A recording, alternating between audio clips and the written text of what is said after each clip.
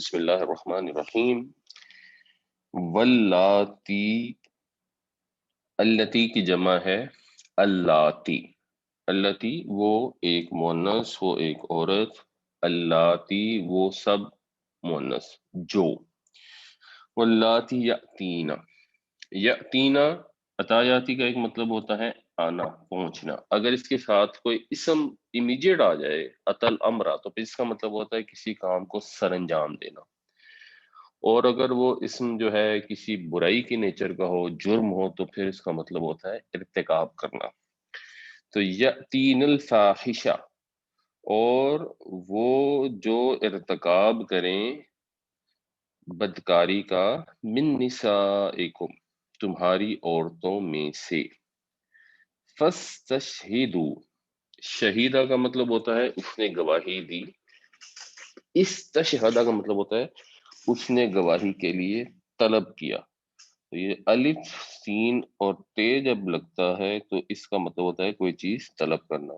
تو یہ ہے فعل امر، فاستشہدوا تو گواہی کے لیے طلب کرو، علیہن ان کے اوپر یعنی ان کے خلاف، اربعۃ منکم چار، منکم اپنے میں سے، تم میں سے، فرام یور سیلف۔ اور اردو محاورے میں پھر ہم تمہارے میں سے نہیں کہتے، ہم کہتے ہیں اپنے میں سے۔ تو اگر ارتکاب کریں بدکاری کا تمہاری عورتوں میں سے، تو ان کے اوپر چار گواہ طلب کرو۔ فَإِن شَهِدُوا، پھر اگر وہ گواہی دے دیں، فَأَمْسِكُوهُنَّ، یہ سورہ بقرہ میں کافی آیا تھا، میم سین کاف، مسکا یمسکو، اس کا مطلب ہوتا ہے کسی سے چمٹنا، اور پھر اس سے باب فعال بنتا ہے امسکا یمسکو، کسی کو پکڑنا۔ تو پس ان کو روک لو، ان کو تھام لو، فی البیوتی گھروں کے اندر۔ تو اس کا مطلب بنے گا کہ پھر انہیں قید کر دو گھروں کے اندر، حتی یہاں تک کہ یتوفا، وفا کا مطلب ہے پورا کرنا، توفا کا مطلب ہے، توفا جو ہے یہ ماضی ہے، اور یتوفا جو ہے یہ مضارع ہے۔ تو اس کا مطلب ہوتا ہے پورا لے لینا، یتوفا ہننا، یہاں تک کہ ان کو پورا پورا لے لے، الموت موت، یعنی مطلب یہ کہ اس وقت تک ان کو گھروں میں قید رکھو جب تک ان کو موت آ جائے، او یا یجعل اللہ، بنا دے اللہ تعالی، لہن ان کے لیے، سبیلا، سبیل کہتے ہیں راستے کو، کوئی راستہ۔ تو ان کو ان گھروں میں قید کر دو اور انتظار کرو کہ اللہ تعالیٰ کوئی اس معاملے میں حکم نازل فرمائے جس کی وجہ سے اب طے ہو کہ ان کو کیا سزا دی جائے گی۔ اور یہ حکم پھر سورہ نور میں جا کر نازل ہوا۔ اگر کسی کی اس وقت سے پہلے ہی موت آ جائے تو وہ پھر موت آ جائے گی۔ یہ ایک انٹرم پیریڈ تھا جس کے اندر یہ احکامات دیے گئے۔ یہاں پہ صرف خواتین کا ذکر ہوا ہے، اس سے اپیرنٹلی یہ لگتا ہے کیونکہ وہ شروع کا دور تھا اور مسلمانوں کی تعداد کنسیڈریبل تھی، لیکن بہت سارے مشرک بھی تھے اور یہودی بھی وہیں رہتے تھے۔ تو اگر کوئی ایسا واقعہ ہو جس میں خاتون کا تعلق مسلمانوں سے ہو اور باقی دوسرے فریق کا تعلق کسی دوسری قوم سے، تو غالباً یہ اس کیس کے لیے ہے۔ واللاتی یأتین الفاحشۃ من نسائکم فاستشہدوا علیہن اربعۃ منکم فإن شہدوا فأمسکوہن فی البیوت حتی یتوفاہن الموت او یجعل اللہ لہن سبیلا۔ اور جو مرتکب ہوں بدکاری کی تمہاری عورتوں میں سے، تو طلب کرو ان کے اوپر اپنے میں سے چار گواہ، پھر اگر وہ گواہی دے دیں تو قید کر دو ان کو گھروں میں یہاں تک کہ موت ان کا خاتمہ کر دے، یا اللہ تعالیٰ ان کے لیے کوئی راستہ نکال دے۔ جس کیس میں اگر صرف خاتون والا کیس تھا تو اب اس میں یہ ممکن نہیں تھا کہ اس کو کوئی سزا دے کے چھوڑ دیا جاتا، یہ پاسبل غالباً نہیں تھا اس پیریڈ میں، کیونکہ پھر ہو سکتا ہے کوئی گھر سے فرار ہو جائے، بیکاز دوسری پارٹی تو آپ کے کنٹرول کے اندر نہیں ہے۔ دوسرا کیس یہ ہے جس میں دونوں جو ہیں مرد اور عورت وہ مسلمانوں میں سے ہوں، اور یہ عربی میں جب صیغہ استعمال ہوتا ہے اور کسی بھی زبان میں جب استعمال ہوتا ہے، مثال کے طور پہ جب ہم کہتے ہیں کہ میری چچی اور پھوپھی آ رہی ہیں، تو اس میں آپ استعمال کرتے ہیں آ رہی، لیکن اگر ہم کہیں کہ میری چچی اور چچا، تو پھر ہم ہمیشہ کہیں گے آ رہے ہیں، اور یہ تقریباً سبھی زبانوں میں ہوتا ہے کہ چاہے ایک مرد ہو اور ساتھ 99 خواتین بھی ہوں، تو جب صیغہ استعمال ہوتا ہے وہ مذکر کا ہوتا ہے۔ اسی طرح سے ہمارے ہاں ایک صیغہ استعمال ہوتا ہے والدین، دو والد، یہ ہے تو مذکر کا صیغہ، یعنی والدہ کی جمع تو نہیں ہے، وہ تو والدتین ہوتی ہے اگر دو والدائیں ہوتی، تو اس کا مطلب ہوتا ہے ایک والد اور ایک والدہ۔ تو یہ تقریباً ہر زبان میں یہی اسلوب ہوتا ہے۔ تو الذی وہ ایک، اللذانی وہ دو، تو اللذانی وہ دو مرد کے لیے ہے، لیکن اگر ایک خاتون اور ایک مرد ہوگا تو اس کے لیے بھی یہی صیغہ استعمال ہوگا، اس کا کوئی اور سولوشن نہیں ہے۔ تو واللذانی اور وہ دونوں، یأتیانہا جو دونوں ارتکاب کرے، ہا اس کا، ہا سے مراد جو پیچھے لفظ گزر چکا الفاحشہ کا، منکم تم میں سے، فآذوہما تو ان دونوں کو اذیت دو، ہو وہ ایک، ہما وہ دو، ہم وہ سب،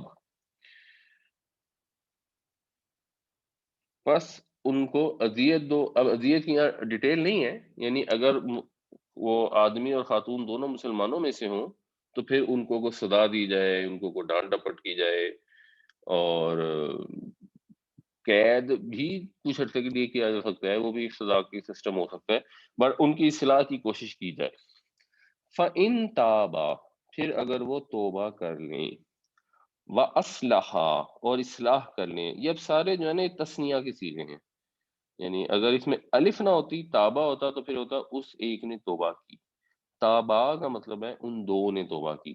اور جب ہم پڑھتے ہیں تو بہت سارے لوگ زبر اور الف کی جو آواز ہے اس میں ڈفرنس نہیں رکھتے، تو زبر اگر ہوگا تابا تو آواز ہونی چاہیے چھوٹی، اور اگر الف بیچ میں آ گئی تو تابا تو پھر اس کی آواز تھوڑی لمبی ہونی چاہیے، وہ لمبی کریں گے تو صحیح مطلب بنے گا، ورنہ اس کا مطلب ہوگا پھر اگر مرد نے توبہ کر لی، اگر صرف یہ کہیں فَإِن تابا، تب ان تابا و اصلحا اگر وہ توبہ کر لے اور اصلاح کر لے، فَأَعْرِضُوا عَنْهُمَا تو اعراض کرو ان دونوں سے، تو پھر ان کو اگنور کر دو، ان سے درگزر کرو، ان کو چھوڑ دو۔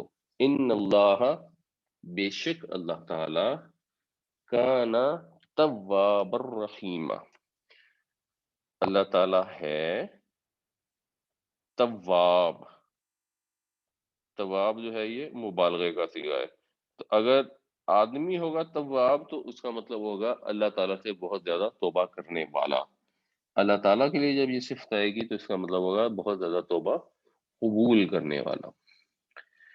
تو بے شک اللہ تعالیٰ توبہ قبول کرنے والا ہے، بار بار توبہ قبول کرنے والا ہے، رحیمہ اور رحم فرمانے والا ہے۔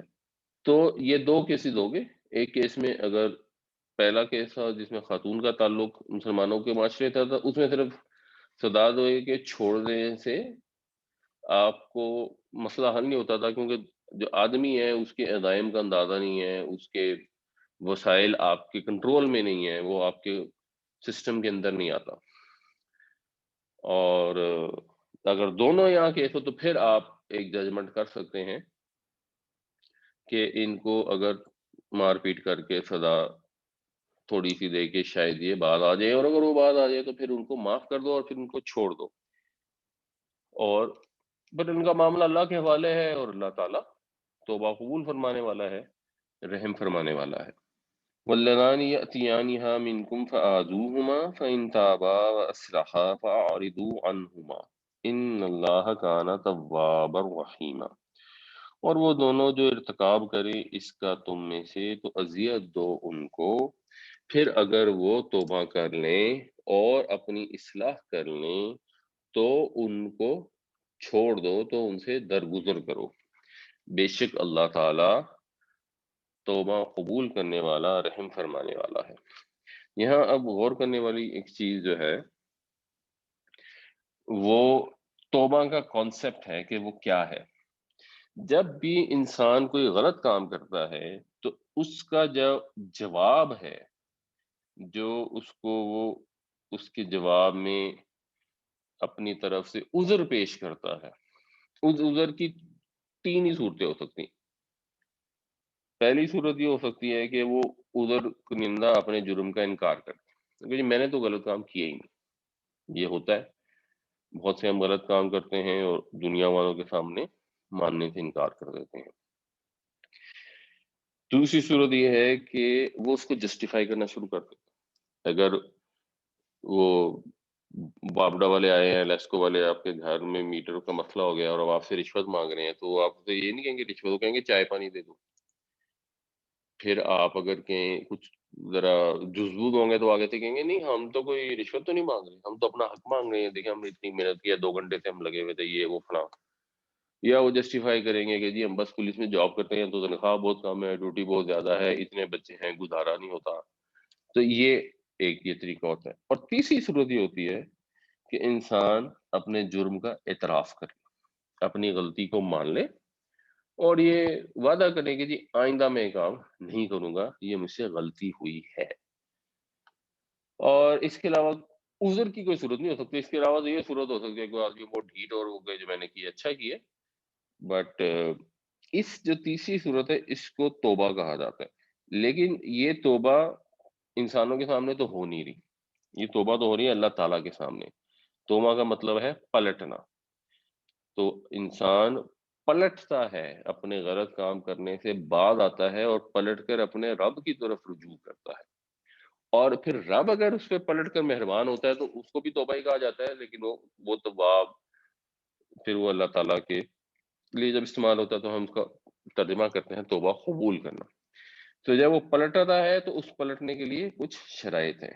پہلی شرائط یہ کہ گناہ کو گناہ سمجھے، یہ نہیں کہ وہ تسبیح پڑھی جا رہے ہیں استغفر اللہ استغفر اللہ استغفر اللہ، وہ تسبیح پڑھے جا رہے ہیں، نہ دل میں احساس ہے، نہ اس کو گناہ سمجھ رہے ہیں۔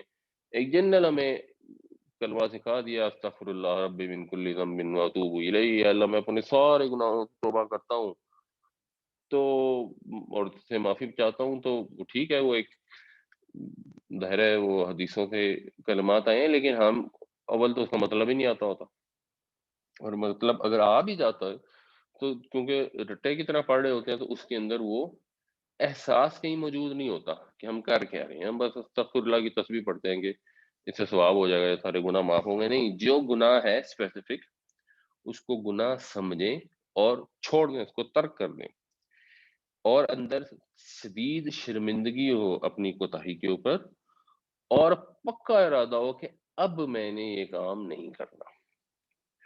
اور مزید یہ کہ اگر اس گناہ کی تلافی ممکن ہو تو پھر حتی الامکان تلافی کی کوشش کرے۔ کچھ گناہ ایسے ہیں جن کی تلافی ہو ہی نہیں سکتی۔ اگر ایک شخص ہے جس کو کوئی والی وارث بھی نہیں ہے اور اس کو آپ نے قتل کر دیا تو اب اس کی تو کوئی تلافی نہیں۔ ایک شخص ہے اس کی آپ نے غیبت کر دی اور وہ پھر کہیں چلا گیا یا فوت ہو گیا، اب اس غیبت کی بھی کوئی تلافی نہیں ہو سکتی۔ غیبت کی ان جنرل بھی تلافی بڑی مشکل ہوتی ہے۔ ایک آدمی زندہ بھی ہے اور آپ نے اس کی غیبت کر دی اور آپ اس کو جا کے بتائیں کہ یار میں نے تمہاری یہ غیبت کی ہے یا میں نے تمہاری غیبتیں کی ہیں تو تم مجھے معاف کر دو، وہ بھی بڑا کمپلیکیٹڈ سا کام ہے۔ پھر ہم ڈھکے چپے لفظوں میں کہتے ہیں کہ اچھا جی کہا سنا معاف کریں، اس طرح کی۔ لیکن اگر تلافی ممکن ہے تو وہ تلافی کرنی چاہیے۔ اگر آپ نے کسی کے پیسے دینے ہیں تو وہ پھر پیسے اس کو دیں، اگر اس کے ورثاء موجود ہیں تو پھر اس کے ورثاء تک پہنچائیں، اگر آپ نے کہیں کوئی بددیانتی کر کے کہیں سے پیسے حاصل کیے ہیں تو پھر وہ صدقہ کر دیں، میکسیمم اس کی جو تلافی ہو سکتی ہے اگر اصل مالک تک نہیں پہنچا سکتے۔ تو یہ سب کچھ کرتے ہیں تو پھر یہ توبہ ہوتی ہے۔ توبہ کی 100 دفعہ تسبیح پڑھ لینے سے صبح و شام توبہ نہیں ہوتی. اس کا یہ مطلب نہیں کہ 100 دفعہ تسبیح نہیں پڑھنی چاہیے. یہ تو نبی کریم صلی اللہ علیہ وسلم نے بھی فرمایا کہ میں دن میں 70 دفعہ استغفار کرتا ہوں. اور لوگوں نے پوچھا کہ یا رسول اللہ آپ بھی استغفار کرتے ہیں؟ آپ تو بخشے بخشائے ہیں، آپ کے تو اگلے پچھلے گناہ ہے ہی نہیں، اور اگر کوئی لغزش آپ سے ہو بھی جائے تو وہ تو اللہ تعالیٰ نے کی طرف سے معاف ہے. تو آپ نے یہ فرمایا کہ میں اپنے رب کا شکر گزار بندہ نہ بنوں. تو ایون نبی بھی اگر کوئی کمی کوتاہی کا اندیشہ ہو تو اس پر اللہ سے استغفار کرتے تھے. اور امت کے لیے یہ ایک مثال ہے کہ اگر اللہ کے رسول صلی اللہ علیہ وسلم 70 دفعہ استغفار کرتے ہیں تو ہمیں کتنی دفعہ کرنی چاہیے. اور یہ ذہن میں دوبارہ رکھنا چاہیے کہ استغفار پڑھی نہیں جاتی، استغفار کی جاتی ہے. تو ہمارے ہاں لوگ دعائیں پڑھتے ہیں اور استغفار پڑھتے ہیں یہ سوچے سمجھے فیل لیے بغیر کہ اس کا مطلب کیا ہے. تو جب یہ آپ پڑھے مثلا استغفر اللہ ربی من کل ذنب، تو پھر اس کا مطلب آنا چاہیے اور یہ فیل ہونی چاہیے کہ یا اللہ میرے بڑے گناہ ہیں اور میں ان سے معافی مانگتا ہوں، تیری مغفرت طلب کرتا ہوں، وَأَتُوبُ إِلَيْهِ، اور میں اپنے رب کی طرف رجوع کرتا ہوں، میں پلٹ کے اپنے رب کی طرف جاتا ہوں. اس کے علاوہ کون ہے جس طرف میں جا سکوں؟ اور اس کا جو بہترین طریقہ ہوتا ہے کہ عربی کی دعا پڑھیں اور اس عربی کی دعا کو پھر اپنے الفاظ میں بھی مانگیں، تو پھر وہ دعا پڑھی نہیں جائے گی، پھر وہ دعا کی جائے گی. اچھا، ایک ہم نے یہ پیچھے سورہ بقرہ میں پڑھا تھا وَلَهُنَّ مِثْلُ الَّذِي عَلَيْهِنَّ بِالْمَعْرُوفِ، کہ خواتین جو ہیں ان کے لیے ہیں بالکل ویسے ہی جیسے ان کے اوپر ہیں.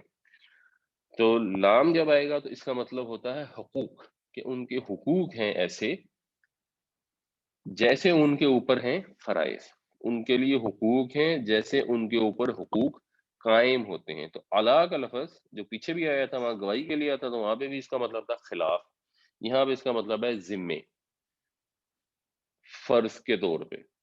تو یہی لفظ اب یہاں استعمال ہوا ہے انما. انما تو ہو گیا کلمہ حسر، صرف محض، التوبہ تو توبہ، یعنی توبہ تو بس علی اللہ، اللہ کے ذمے ہے. اللہ تعالیٰ نے اپنے ذمے یہ لے لیا ہے کہ وہ توبہ قبول فرمائے گا صرف ان لوگوں کے لیے. یعنی یہ دو مختلف چیزیں اس کو سمجھنا چاہیے. ایک ہے توبہ قبول فرمانا، تو اللہ تعالیٰ سب کی توبہ قبول فرمانے والا ہے. اللہ تعالیٰ تو تواب ہے، بہت زیادہ قبول فرمانے والا ہے. اور ایک ہے توبہ کو اپنے ذمے لے لینا. اس کا مطلب یہ ہے کہ وہ توبہ پکی پکی قبول ہے.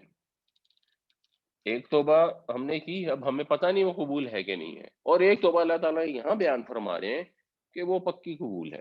وہ توبہ کرو گے فوراً قبول. یہ اللہ نے اپنے ذمے لیا ہوا ہے. یعنی ویسے تو اللہ تعالیٰ کے اوپر واجب کوئی چیز نہیں نا، واجب فرض تو ہمارے اوپر چیزیں ہوتی ہیں، مگر اللہ تعالیٰ نے اپنے یہ ذمے لیا ہوا ہے کہ میں نے یہ توبہ تو قبول کرنی ہی کرنی ہے. اس پہ ہمیں اطمینان ہو سکتا ہے.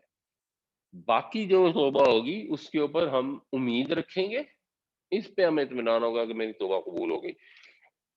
توبہ تو صرف اللہ کے ذمے ہے، للذین، ان لوگوں کے لیے. یعنی توبہ قبول کرنے کا ذمہ اللہ نے اٹھایا ہے صرف ان لوگوں کا. ذمہ داری توبہ قبول کرنے کی تو انہی کے لیے ہے جو یعملون السوء، جو کرتے ہیں برائی، بجہالت، جہالت سے. تو وہ جو برائی کر لیں جہالت سے. اب جہالت جو ہے یہ عربی میں ایک لفظ ہوتا ہے علم، جو علم کا الٹ ہے اس کو کہتے ہیں جہالت. ایک اور لفظ ہوتا ہے عربی میں حلم، اس کا الٹ بھی جہالت ہی ہوتا ہے.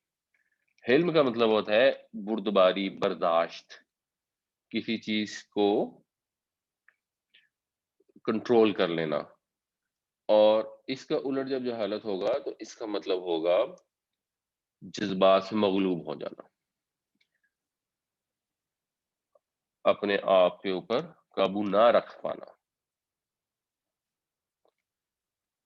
تو اگر تو کوئی جذبات سے مغلوب ہو کر، جہالت سے مغلوب ہو کر یا جذبات سے مغلوب ہو کر کوئی برائی کر بیٹھتے ہیں، تو ایک برائی ہوتی ہے وہ جو باقاعدہ ارادے سے کی جاتی ہے، سوچ کے کی جاتی ہے، اور ریپیٹڈلی کی جاتی ہے بار بار۔ ایک یہ ہے کہ ایک وقتی طور پہ ایک ملازم ہے، اس سے گلدان ٹوٹ گیا تو آواز آئی اور وہ آئے، انہوں نے کہا کس نے توڑا ہے؟ اب وہ گھبرا گیا اور اس کے اندر یہ اپنے آپ کو یہ نہیں کر سکا کہ وہ ہمت کا مظاہرہ کرے اور مان جائے، اور اس نے جھوٹ بول دیا کہ نہیں یہ بلی گزری تھی تو وہ توڑ گئی ہے۔ اب یہ جذبات سے مغلوب ہو کر اس نے جھوٹ بول دیا جو گناہ کبیرہ ہے، فوراً اس سے ایک برائی ہو گئی۔ ثم یتوبون من قریب، پھر وہ توبہ کر لیتے ہیں جلد ہی، قریب کے وقت میں۔ تو ان کو پھر احساس ہوتا ہے جب جذبات سے باہر نکلتے ہیں، حواس بحال ہوتے ہیں، تو پھر وہ فوراً توبہ کر لیتے ہیں۔ یہ جو لوگ ہیں ان کی توبہ اللہ نے اپنے ذمے لے لی ہے کہ وہ قبول فرما لے گا۔ توبہ ہے کیا؟ وہ وہی ہے جو چار شرطیں ہم پڑھ چکے ہیں، کہ اس کو گناہ کا احساس ہو، اس پر شدید شرمندگی ہو، اس کی اگر وہ تلافی کر سکتا ہے تو تلافی کرے، اور اللہ تعالیٰ سے پکا وعدہ کرے کہ آئندہ میں یہ کام نہیں کروں گا، جینون وعدہ کرے، اس وقت ایٹ لیسٹ جینون وعدہ کرے، تو پھر اللہ نے ذمے لیا ہوا ہے کہ ان کی توبہ تو وہ ہر حال میں قبول کرے گا۔ فَأُولَٰئِكَ يَتُوبُ اللَّهُ عَلَيْهِمْ، تو یہ وہ لوگ ہیں کہ اللہ تعالیٰ جن کی توبہ قبول فرماتا ہے۔ وَكَانَ اللَّهُ عَلِيمًا حَكِيمًا، اور اللہ تعالیٰ خوب علم والا ہے، اللہ تعالیٰ خوب حکمت والا ہے۔ انما التوبة على الله للذين يعملون السوء بجهالة ثم يتوبون من قريب فأولئك يتوب الله عليهم وكان الله عليما حكيما۔ اللہ کے ذمے تو توبہ صرف ان لوگوں کی ہے جو کر بیٹھتے ہیں کوئی برائی جہالت سے مغلوب ہو کر، پھر توبہ کر لیتے ہیں جلد ہی، تو یہی وہ لوگ ہیں جن کی توبہ اللہ تعالیٰ قبول فرماتا ہے، اور اللہ تعالیٰ علیم ہے، حکیم ہے۔ وَلَيْسَتِ التَّوْبَةُ، اور نہیں ہے توبہ، لئیسا مذکر کے لیے، لئیست مونس کے لیے، اور لئیست کو جب پھر آگے جوڑنا ہوتا ہے تو عام طور پہ زیر سے جوڑا جاتا ہے، لئیست التوبہ، اور توبہ جو ہے یہ اس کا فائل ہے ایک طرح سے، اور نہیں ہے توبہ للذین، ان لوگوں کے لیے، یعملون السیئات، جو برائی کرتے رہتے ہیں، حتی، یہاں تک کہ، اذا، جب، حضر، حاضر ہو، جب آ جائے، احدہم، اب یہ آ جائے کے بعد احدہ ہے تو اس احدہ کے اوپر ہے زبر۔ زبر کا مطلب یہ ہے کہ یہ نصب میں ہے، اگر اس فعل سے اس کا تعلق فاعل والے ہوتا تو پھر یہ ہوتا احدہم، یہ ہے احدہم، اس کا مطلب ہے یہ اس فعل کا فاعل نہیں ہے، یہ اس کا غالباً مفعول ہو سکتا ہے کیونکہ مفعول پر نصب ہوتی ہے، اور آگے جو موت ہے اس کے اوپر پیش آئیے، یہ اس کا فاعل ہوگا کیونکہ فاعل رفع میں ہوتا ہے۔ تو پھر ہم یہ ترجمہ جب کریں گے تو ہم کہیں گے جب آ جائے موت ان میں سے کسی ایک کے پاس، تو وہ برائیاں کرتا رہتا ہے یہاں تک کہ اس کی موت سر پر آن کھڑی ہوتی ہے، قالا، تو وہ یہ کہتا ہے، یہ اذا کی وجہ سے اب ہم اس کا ترجمہ ماضی کا مضارع میں کریں گے، تو وہ یہ کہتا ہے انی، بے شک میں، توبتو، میں نے توبہ کی، تابا، اس نے توبہ کی، توبتو، میں نے توبہ کی، الآن، اب، تو ساری زندگی برے کام کرتے رہے، اور برے کام اس لیے کرتے رہے کہ جب بوڑھے ہو جائیں گے، مرنے لیں گے تو توبہ کر لیں گے کہ اللہ تعالیٰ تو توبہ قبول کرنے والا ہے، تو میری تو معافی ہو جائے گی، تو زندگی اچھی طرح انجوائے کرو، ایکسپیکٹڈ لائف ہے 70-80 سال کی، تو چلو 65 سال تک تو جو غلط کام کرنے ہیں کر لو، اس کے بعد حج بھی کر لیں گے، نمازیں بھی پڑھنی شروع کر دیں گے، اور خیرات بھی کر لیں گے، اور اللہ سے معافیا مانگ لیں گے، باقی سارے ایسے ہی کرتے ہیں، یہاں پہ اور کون تھا اتنا پارسا کون ہے؟ فرشتہ تو بندہ ہے نہیں، دیکھیں جی غلط کام تو ہو ہی جاتے ہیں، تو پہلے بندہ اپنی ساری زندگی جو ہے اس چکر میں ضائع کر دے، تو ٹھیک ہے جو بھی ہے ایک دفعہ سکون سے زندگی گزارو جیسے چاہو جیو، اس کے بعد توبہ کر لیں گے۔ تو پہلا مسئلہ تو یہ ہے کہ اس کے اندر آپ کو پتہ ہی نہیں کہ واقعی 75 سال کی عمر ہوگی کہ نہیں ہوگی، تو اگر 55 سال کی عمر میں فوت ہو گئے تو پھر کیا ہوگا؟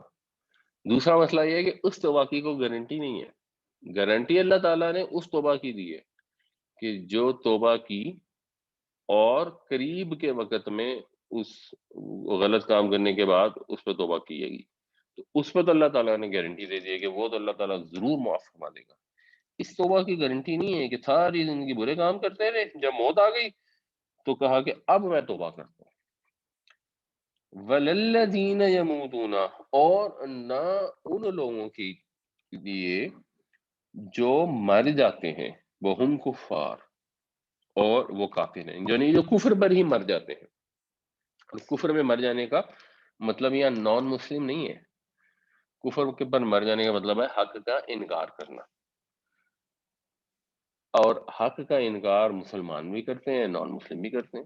اللہ تعالیٰ نے منع کر دیا کہ سود نہیں کھا سکتے، ایک آدمی کہتا ہے کہ نہیں کھا سکتے ہیں، کوئی مسئلہ نہیں، وہ زبان سے انکار کر دیتا ہے یا وہ عملاً انکار کر دیتا ہے کہ کہتا ہے ہاں جی ہے تو غلط بات لیکن میں کیا کروں، میں نے تو کھانا ہے۔ اللہ نے حکم دیا کہ نماز پڑھو، اور ایک آدمی کہتا ہے میں نے پڑھنی ہی نہیں نماز، جو زبان سے کہہ رہا ہے کہ میں نے پڑھنی ہی نماز، وہ بھی کفر ہے، وہ تو آسان ہے سمجھنا مان لی کفر، اور اگر عملاً بھی کہہ رہے کہ میں نے نماز نہیں پڑھنی، اذان ہو رہی ہے اور آرام سے بیٹھا ہے ٹس سے معاف نہیں ہو رہا، تو یہ عملی کفر ہے۔ اور نبی کریم صلی اللہ علیہ وسلم نے فرمایا کہ مسلمان اور کافر کے درمیان فرق کرنے والی چیز نماز ہے۔ تو ایسے لوگ جو کفر کی حالت میں ہی مر جاتے ہیں ان کے لیے بھی توبہ نہیں ہے، یعنی توبہ کا موقع ہی نہیں ملا اور مر گئے، ایک دم موت آ گئی، توبہ نہیں ہے۔ اگر موت کے آثار پیدا شروع ہو گئے، اندازہ ہو گیا کہ اب میں مرنے لگا ہوں اور وہ فرشتے نظر آنے شروع ہو گئے، تب بھی توبہ نہیں۔ دو سچویشن ہو گئی، ایک سچویشن وہ ہے کہ جس کے اندر تو گناہ کیا اور فوراً توبہ کر لی، وہ تو گارنٹی ہے معاف ہو جائے گی۔ ایک سچویشن یہ ہے کہ اب وہ موت کو دیکھ لیا ہے اور توبہ کی، وہ گارنٹی ہے کہ معاف نہیں ہوگی، اس میں کوئی معافی نہیں ملے گی۔ ایک ہے اب اس کے درمیان کی سچویشن، اب جو درمیان کی سچویشن ہے اس کے متعلق یہ آیت کچھ نہیں کہتی، اس کے متعلق یہ آیت خاموش ہے، تو یہ خاموشی امید بھی پیدا کرتی ہے اور یہ خاموشی خوف بھی پیدا کرتی ہے، اور شاید قرآن کریم کا منشا یہاں ہے بھی یہی کہ انسان میں خوف اور امید دونوں کا معاملہ رہے، نہ تو انسان کو نا امید ہونے کی اجازت ہے، کیونکہ اللہ کی رحمت سے نا امید تو صرف کافر ہوتے ہیں، یہ سورہ یوسف میں ہم انشاءاللہ پڑھیں گے، اور اللہ تعالیٰ ایک اور سورت میں فرماتے ہیں لا تقنطوا من رحمت اللہ، کہ اللہ تعالیٰ کی رحمت سے نا امید نہ ہو، اور نہ یہ نہ ڈر ہونے کی اجازت ہے کہ آدمی گناہ کرے اور اس میں نہ ڈر ہو کہ کچھ نہیں ہوتا، کچھ نہیں ہوتا، اللہ بڑا رحمان ہے، بڑا رحیم ہے، معاف کر دے گا، اور جی ہمیں جہنم میں ڈال کے اللہ تعالیٰ نے کیا لینا ہے۔ اور یہ اس طرح کے جملے لوگ خود ہی سوچ کے خود ہی انہوں نے بنائے ہوتے ہیں کہ جی ہمیں جہنم میں ڈال کے اللہ نے کیا لینا ہے، اللہ کو کیا پڑی جی ہمیں جہنم میں ڈالے، نہیں نہیں اللہ تعالیٰ بڑا معاف کر۔ اللہ تعالیٰ نے قرآن شریف میں دونوں باتیں کی ہیں، اللہ نے معاف کرنے والا بھی اپنے آپ کو بتایا، اور اللہ تعالیٰ نے یہ بھی کہا ہے کہ اس جہنم کو میں جنوں اور انسانوں سے بھر دوں گا۔ تو اگر ہمیں اللہ نے جہنم میں ڈال کے کچھ نہیں لینا، وہ کون سے جن اور کون سے انسان ہیں جن سے جہنم کو بھرے گا؟ تو اس کیس میں امید اور خوف دونوں ہیں، اور اس کے لیے بار بار توبہ کرنی چاہیے، ان گناہوں کی بھی جو یاد ہیں، جن کا متعلق معلوم ہے، اور ان گناہوں کی بھی جو اب یاد نہیں رہے، من الذنب الذی اعلم و من الذنب الذی لا اعلم، یہ جن کا پتہ ہی نہیں چلا اور بے دھیانی میں گناہ ہو گئے، نادانی میں ہو گئے، تو مستقل اللہ تعالیٰ سے توبہ کرنی چاہیے، جیسے اللہ کے نبی صلی اللہ علیہ وسلم نے ہمارے لیے سنت بھی بتا دی کہ 70 دفعہ اپنے رب سے استغفار کرو۔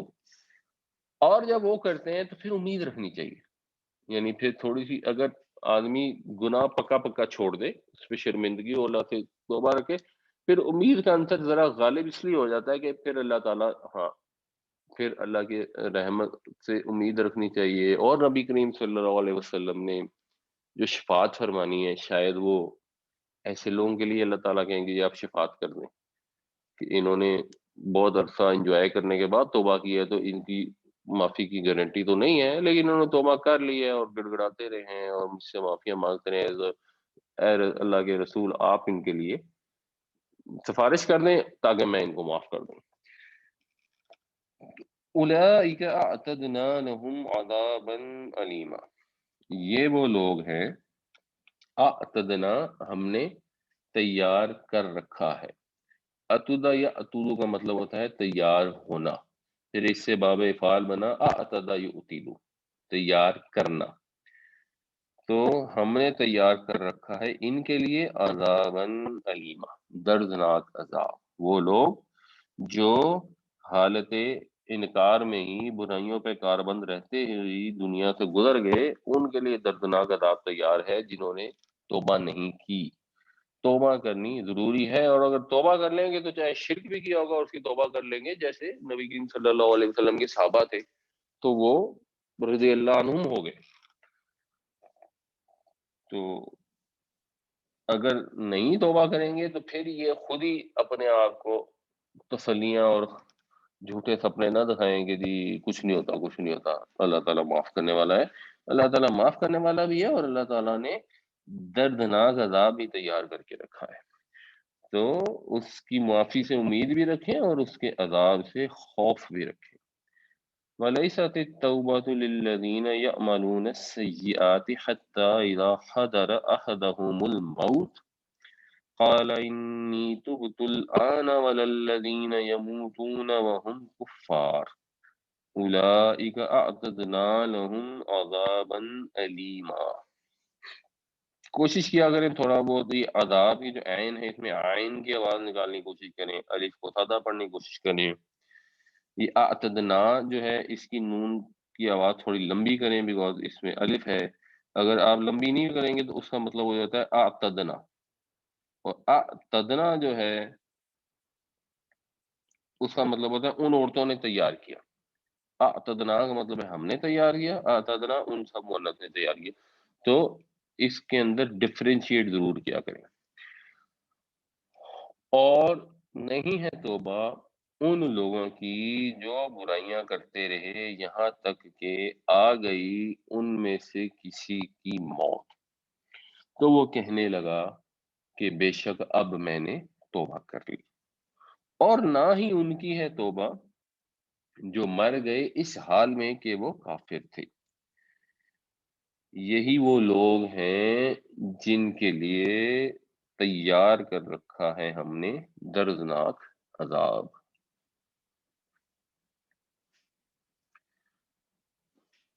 اور جو امید دلانے والی باتیں ہیں وہ نبی کریم صلی اللہ علیہ وسلم کی یہ ایک دو حدیث میں آپ سے بیان کر دیتا ہوں، اس موضوع پہ بہت نبی کریم صلی اللہ علیہ وسلم نے ہمیں تعلیم فرمائی ہے کہ آپ نے فرمایا ان اللہ عز وجل یبسط یدہ باللیل، بے شک اللہ تعالیٰ اپنا ہاتھ پھیلاتا ہے رات کے وقت، لیتوب مسیء النہاری، تاکہ توبہ قبول کرے اس کی جس نے کوئی برائی کی، مسیء سیاح سے پھر یہ فائل بن گیا، دن کے وقت، یعنی اگر دن کے وقت برائی کی ہے تو اللہ تعالیٰ رات کو ہاتھ پھیلاتا ہے کہ کون ہے جو توبہ کرے اور میں اس کی توبہ قبول کر لوں، اور اللہ تعالیٰ اپنا ہاتھ پھیلاتا ہے دن کو تاکہ وہ قبول فرمائے توبہ اس کی جو گناہ کرتا ہے رات کو، ہاں یہاں تک کہ تطلع الشمس من مغربها، یہاں تک کہ جو سورج ہے وہ مغرب سے طلوع ہو جائے، یعنی قیامت کا وقت آ جائے، جب قیامت کی گھڑی آ جائے گی تو تب توبہ قبول نہیں ہوگی، اس سے پہلے توبہ کا دروازہ کھلا ہے۔ اس دروازے کے کھلے ہونے سے فائدہ اٹھانا چاہیے، اپنے رب کے حضور گڑ گڑا کر شرمندہ ہو کر جو بھی غلط کام کیے ہیں، انسان ہے، خطا کا پتلا ہے، یہ اصل میں تو یہ انسان کی خاصیت ہے وہ تو فرشتے ہیں نا جن سے خطا ہو ہی نہیں سکتی، اور یہ فرق ہے، فرشتوں سے بالکل خطا نہیں ہو سکتی، شیطان وہ ہیں جو خطا کرتے ہیں اس کے اوپر اڑ جاتے ہیں، انسان وہ ہے جو کمزور ہے ان سے خطا بھی ہو جاتی ہے اور پھر وہ اس خطا پر معافی بھی مانگ لیتے ہیں، اس سے باز بھی آ جاتے ہیں، اور بعض اوقات پھر ہو جاتی ہے، اور اللہ کے نبی صلی اللہ علیہ وسلم نے یہاں تک فرمایا کہ ایک آدمی 70 دفعہ غلط کام کرتا ہے اور پھر 70 دفعہ توبہ کرتا ہے تو اللہ تعالیٰ تب بھی اس کی توبہ قبول کر سکتا ہے، یعنی جس وقت آپ نے توبہ کی ہے اس کے اندر یہ پکا ارادہ ہونا چاہیے کہ میں یہ غلط کام اب دوبارہ نہیں کروں گا، پھر کچھ وقت گزرا، پھر جذبات سے مغلوب ہو کے غلط کام کر بیٹھا، پھر توبہ کر لی، تو اللہ تعالیٰ توبہ قبول کرنے والا ہے، وہ توبہ قبول کر سکتا ہے۔ اور نبی کریم صلی اللہ علیہ وسلم نے یہ بھی بتایا کہ ان اللہ یقبل توبۃ العبد ما لم یغرغر، جب تک وہ غرغرہ نہیں موت کا جو آتا رہا اس وقت تک اللہ تعالیٰ اپنے بندوں کی توبہ قبول فرماتا ہے۔ تو اگر ساری زندگی غلط کام کیے ہیں اور اب عمر بہت زیادہ ہو گئی ہے تو یہ نہیں سمجھنا چاہیے کہ اچھا جی اب تو اتنے میں نے گناہ کر دیے یہ کام معاف ہوں گے، نہیں، جب تک موت کے آثار نہیں دیکھ لیتے، جب تک وہ حلق میں آخر جو گھنگرو بولتا ہے وہ بولنا نہیں شروع کر دیتا، تب تک توبہ قبول ہونے کا امکان ہے، اس لیے اس امکان سے فائدہ اٹھانا چاہیے، اور جتنی زیادہ خلوص نیت سے توبہ کریں گے، جتنی زیادہ توبہ کریں گے، جتنا گڑ گڑا کے کریں گے اتنا اس کے قبول ہونے کا امکان زیادہ ہے۔ تو ہمیں غلط کام سے ویسے تو بعد رہنے کی کوشش کرنی چاہیے، جب غلط کام ہو جائے تو اس کے جو معافی کے امکانات ہیں ان کو زیادہ سے زیادہ کرنے کی کوشش کرنی چاہیے، یہ بلیک اینڈ وائٹ نہیں ہے، یعنی جو امیجیٹلی توبہ کر لی چلو وہ تو ٹھیک ہے، اللہ تعالیٰ امید ہے فوراً معاف کر دیں گے، بٹ اس کے علاوہ جو توبہ ہے نا وہ بلیک اینڈ وائٹ میں نہیں ہے کہ جی میں نے سارے گناہ کیے تو میں نے استغفر اللہ پڑھ لی چلو جی میری معافی ہو گئی، یا نہیں ہونی میں جو مرضی کروں، نہیں، یہ ایک گرے ایریا ہے جس کے اندر آپ اپنے چانسز امپروو کرتے چلے جائیں گے، جتنی زیادہ آپ اللہ سے رجوع کرنے کی کوشش کریں گے۔ اب رجوع کیسے ہوگا؟ رجوع کرنے کے لیے جو سب سے امپورٹنٹ چیز ہے وہ اللہ کی کتاب ہے، انسان قرآن شریف پڑھتا ہے سوچ سمجھ کے اور اس کے اوپر غور کرتا ہے تو خود بخود انسان کے اندر احساس پیدا ہوتا ہے، اس کو اپنے گناہوں پر شرمندگی بھی ہوتی ہے اور گناہ کا احساس بھی پیدا ہوتا ہے کہ ہاں یہ میں غلط کام کر رہا ہوں، اور نالج بھی آتی ہے، وہ پڑھتا جاتا ہے اور اس کو پتہ لگتا ہے کہ اچھا یہ تو غیبت ہے، میں تو پہلے اس کو غیبت سمجھ ہی نہیں رہا تھا، مجھے اتنی عادت ہو گئی تھی، یہ جھوٹ کتنی بڑی برائی ہے، اللہ تعالیٰ نے کتنا اس کو کنڈیم کیا ہے، لعنت بھیجی ہے جھوٹوں کے اوپر، تو میں تو ایسے ہی دن میں 10 12 دفعہ جو جھوٹ بول دیتا ہوں مجھے احساس ہی نہیں ہوتا۔ یہ لوگوں کے ساتھ حسن سلوک کتنا امپورٹنٹ ہے، یہ صلہ رحمی کیسی چیز ہے کہ اللہ تعالیٰ کہتے ہیں کہ اگر کسی نے قطع رحمی کی ہے تو اس کو تو اس کتاب سے ہدایت نہیں ملے گی، اور میں تو اپنے چچا سے میں نے 3 سال سے بات نہیں کی، تو یہ میں نے کتنا غلط کام کیا ہے، یہ لوگوں کے ساتھ بدتمیزی کرنا کتنی بری بات ہے۔ اللہ تعالیٰ تو کہہ رہے ہیں کہ اگر کسی کے سر کو احسان کیا تو اس کو بھی تم نے آگے سے کچھ جتانا نہیں ہے اور اذیت نہیں دینی، تو میں تو جن کو نہیں بھی احسان کیا تو میں تو مجھے غصہ چڑھ جاتا ہے، میں ان سے بدتمیزی کرتا رہتا ہوں۔ قرآن شریف آپ پڑھتے چلے جائیں گے اس سے اصلاح ہوتی چلی جائے گی، لقد یسرنا القرآن للذکر، اس قرآن کو ہم نے نصیحت حاصل کرنے کے لیے آسان کر دیا ہے، یہ تو اللہ تعالیٰ کا فرمان ہے، فہل من مدکر، تو کون ہے جو نصیحت حاصل کرنا چاہے، ایک ریزنیبل وقت ضرور قرآن سوچ سمجھ کر پڑھنے کے اوپر صرف کریں، روزانہ کی بنیاد کچھ نہ کچھ قرآن روزانہ ضرور پڑھیں اور سمجھ کے پڑھیں، یہ جو ہم رمضان میں کوشش کرتے ہیں کہ پورا قرآن مکمل کر لیں تو یہ اچھی کوشش ہے، لیکن وہ قرآن شریف جو آپ بالکل آپ کو سمجھ نہیں آ رہی آ رہے پڑھتے چلے جا رہے پڑھتے چلے جا رہے ہیں، اگر یہ جو کچھ اسٹوڈنٹ ہیں نا جو کتابیں پڑھتے ہیں تو ان کو اس چیز کا شاید اندازہ ہو کہ جب آپ سوچے سمجھے بغیر پڑھ رہے ہوتے ہیں نا تو آپ پورا صفحہ پڑھ جاتے ہیں اور آپ کو ذہن میں کوئی ایک چیز بھی رجسٹر نہیں ہوتی، آپ کو پتہ نہیں لگتا آپ نے کیا پڑھا، اور قرآن شریف کیونکہ ویسے ہی عربی میں ہے تو اس میں تو آپ اگرچہ زبان سے ادا کر کر کے بھی پڑھ رہے ہوتے ہیں تو اگر آپ کا دماغ حاضر نہیں ہوتا تو کوئی سمجھ نہیں آتی، تو پھر وہ تو نماز کے متعلق بھی نبی کریم صلی اللہ علیہ وسلم نے یہ فرمایا کہ انسان کو اس کی نماز میں سے وہی ملتا ہے جتنا اس کو سمجھ میں آیا، تو نماز بھی سمجھ کے پڑھنی چاہیے اور قرآن شریف بھی سمجھ کے پڑھنا چاہیے، تو اگر مثلاً رمضان میں پورا قرآن پورا ہو جاتا ہے تو بہت ثواب کی بات ہے، بڑی اچھی بات ہے، اور اگر پورا قرآن نہیں پڑھ پاتے اور ایک سپارہ سمجھ کے پڑھ لیتے ہیں تو شاید وہ اس سے کہیں بہتر ہے.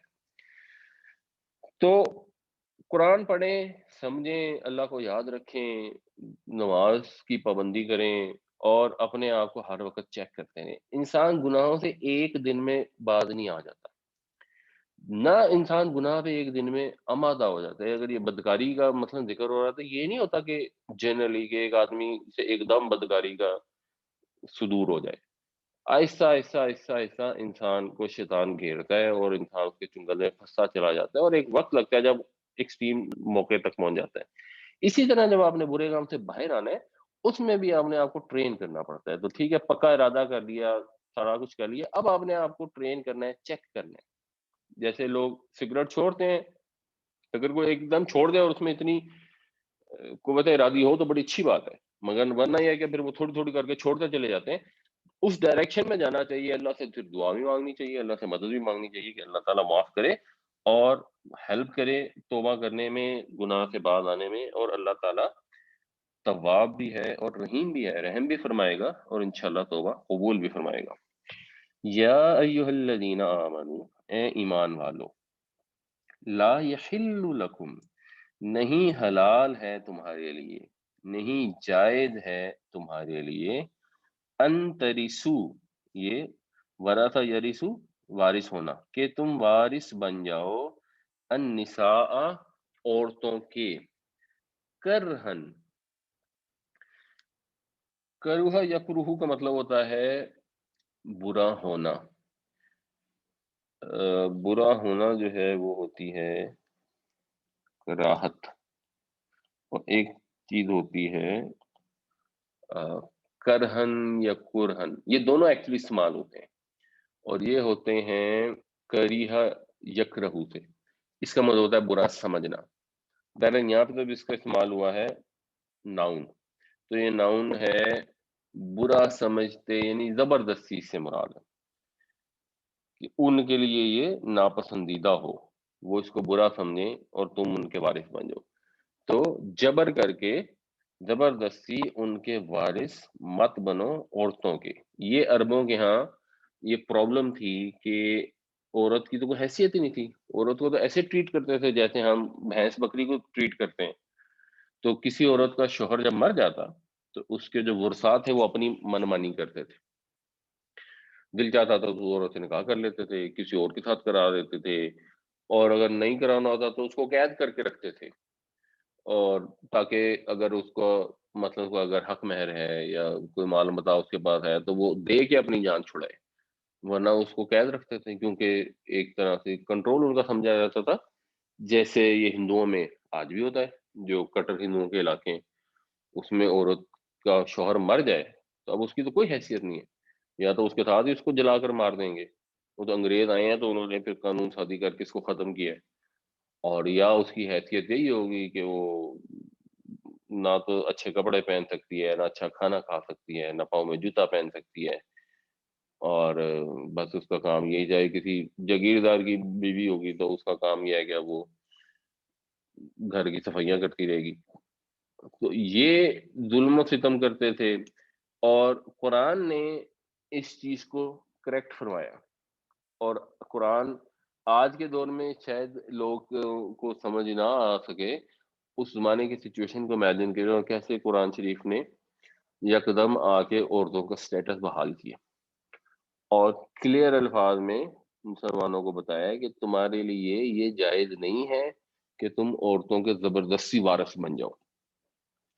ولا تعدلوہن، عدل یا عدلو کا مطلب ہوتا ہے تنگ کر کے روکنا، منع کرنا، زج کرنا، سختی کر کے کسی چیز کو روک دینا. یہ جو مسل ہے نا، ان کو بھی عضلات کہتے ہیں، اور وہ مسل جو سخت گوشت کے ہوتے ہیں نا ان کو کہتے ہیں، یعنی وہ پھر وہ جکڑ کے رکھتے ہیں ہڈی کو.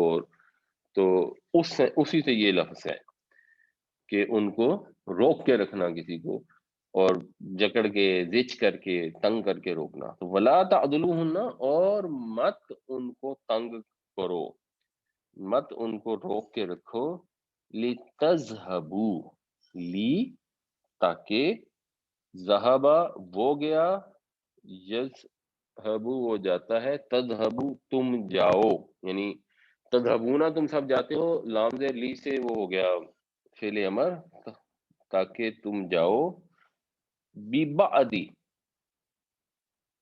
کسی چیز کے ساتھ، یعنی بے آ گیا نا، تاکہ تم لے جاؤ، یعنی مطلب یہ کہ تاکہ تم لے لو، تاکہ تم لے لو بعض ماں اس میں سے جو آتیتموہن جو تم نے دیا ان کو، یعنی ایک آدمی تھا، اس نے ایک خاتون سے شادی کر لی، اس کو جیسے ہمارے ہاں بھی ہوتا ہے بعض اوقات لوگ جوش میں آ کے شادی کر لیتے ہیں اس وقت، یہ جو لو میرجز جیسے ہوتی ہیں، اور اس وقت اس کے پاس اس کو اچھا خاصا حق مہر بھی دے دیا، کیونکہ عرب تو حق مہر دیتے تھے۔ اب کچھ عرصے بعد وہ خاتون دل سے اتر گئی ہے، اب دل سے اتر گئی ہے تو اب اسے کوئی توجہ ہی نہیں ہے، اور اس کو پھینکا ہوا ہے، اور ساتھ اس کو تنگ کر رہے ہیں کہ ٹھیک ہے اگر میں اس کو طلاق دوں گا تو پھر مجھے حق مہر تو یہ لے جائے گی ساتھ، اور اب میں اگر اس کو تنگ کروں گا تو پھر یہ خود ہی کہے گی کہ تم مجھے خلا دے دو، اور عورت جب خلا مانگے گی تو پھر اس کو حق مہر چھوڑنا پڑتا ہے۔ تو یہ سارا کچھ تو انسان کر سکتا ہے جب یہاں دنیا کے سامنے، اور قانونی طور پہ ایک بندے کے لیے پاسبل ہے وہ یہ کر لے، قانون تو اب آپ کے گھر میں آ کے اور آپ کی بد زبانی کو کنٹرول نہیں کر سکتا، لیکن اللہ تعالیٰ تو سب کچھ جانتا ہے، تو اللہ تعالیٰ یہ حکم دے رہا ہے، اس لیے جب اپنی خواتین کے ساتھ معاملہ کسی نے کرنا ہو تو یہ چیز مد نظر رکھنی چاہیے کہ کائنات کا خالق اس کو دیکھ رہا ہے، اور مت روک کے رکھو ان کو یا مت تنگ کرو انہیں، تاکہ تم لے لو ان سے جو دیا تم نے ان کو، اللہ مگر ان یاتینا وہ ارتکاب کریں بفاحشۃ مبینہ کھلی بدکاری کا، وہ ایک ایکسٹریم کیس ہے جس کے اندر یہ چیز ممکن ہے، ادروائز نہ تو عورتوں کو روک کے رکھا جا سکتا ہے اس کیس میں کہ تمہیں پسند نہیں ہے، اور نہ اس کیس میں کہ اگر وہ ان کا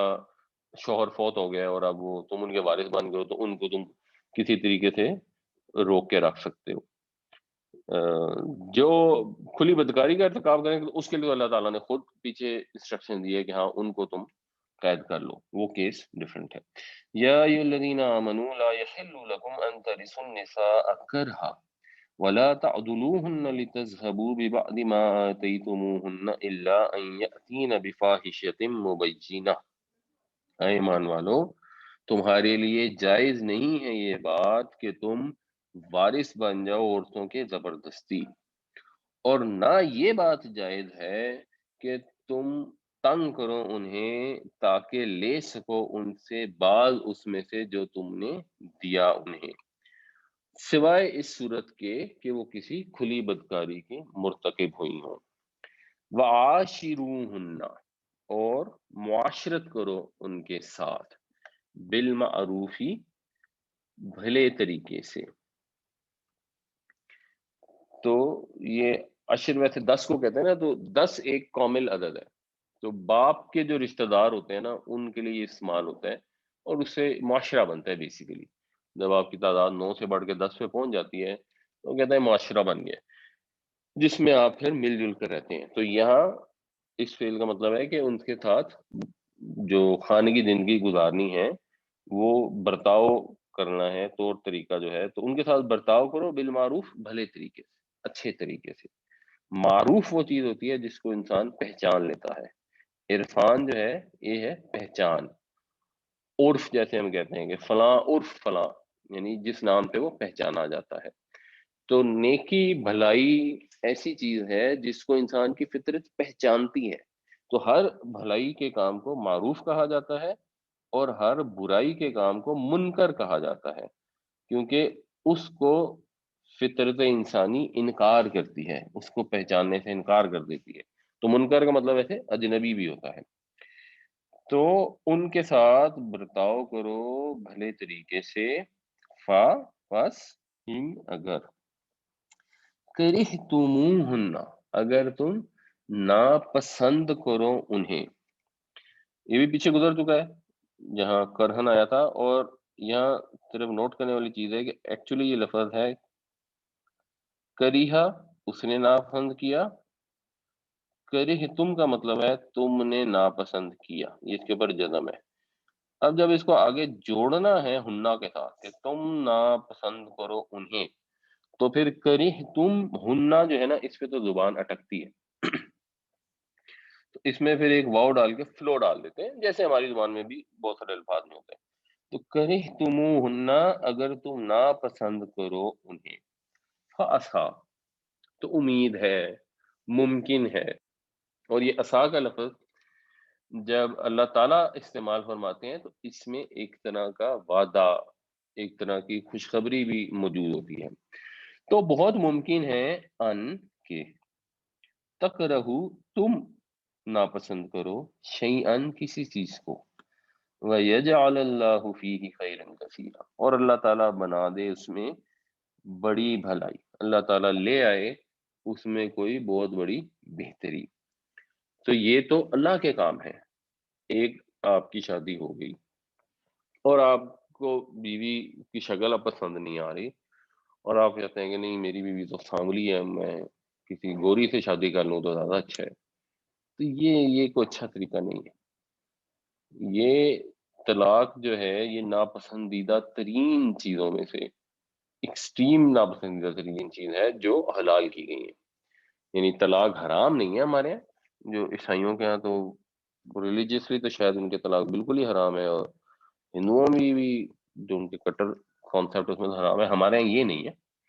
اگر ایکسٹریم کنڈیشن ہو جائے تو ٹھیک ہے، اس کے اندر طلاق کی اور خلا دونوں کے آپشن موجود ہے، لیکن اس کے لیے کوئی جینون ریزن ہونی چاہیے۔ یہ کوئی ریزن نہیں ہے کہ مجھے بیوی کی شکل پسند نہیں ہے، یا میرے میاں کا قد چھوٹا ہے، یا میرا میاں شادی ہوئی تھی اسمارٹ تھا اور اب موٹا ہو گیا ہے، یا بیوی اب موٹا ہو گئی ہوگی تو میں ٹھیک ہے نہیں ہو سکتا ہے، ٹھیک ہے اس میں کوئی ناپسندیدہ چیز ہوگی، ہو سکتا ہے وہ اچھا کھانا نہیں پکاتی، ہو سکتا ہے اس میں کوئی اور خرابی ہوگی، اور تو یہ تو اللہ کے کام ہے، اللہ تعالیٰ اس میں تمہیں کیا پتا تمہارے لیے کیا خیر کے مواقع پیدا کرتے، کیا زبردست اولاد عطا فرما دے، اس کے اندر اور کتنی خوبیاں ہوں جن میں تمہاری نظر نہ جا رہی ہو، رنگ اس کا سانولا ہو لیکن ویسے وہ حیادار ہو، وہ تمہارے ساتھ مخلص ہو، تمہارے لیے دعائیں کرتی ہو، نیک ہو، تمہارے بچوں کی اچھی تربیت کرے، بے شمار اس کے اندر امکانات ہو سکتے ہیں۔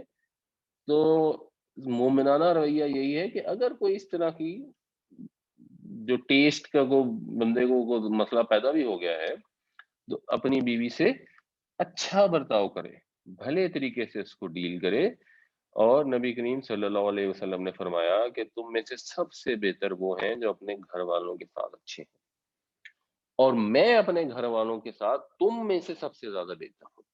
اور ہمیں معلوم ہے کہ اللہ کے نبی صلی اللہ علیہ وسلم اپنی ازواج کے ساتھ کتنا اچھا برتاؤ کرتے تھے، اور کتنا ان کو ٹالریٹ کرتے تھے ان کی باتوں کو، اور مسلمانوں کو بھی آپ نے یہی نصیحت فرمائی کہ یہ آبگینے ہیں، یہ جو کرسٹل کے نازک برتن ہوتے ہیں نا، جو فائن شیشے سے بنتے ہیں، تو اللہ کے نبی صلی اللہ علیہ وسلم نے فرمایا کہ جو تمہاری بیویاں ہیں یہ آبگینے ہیں، ان کو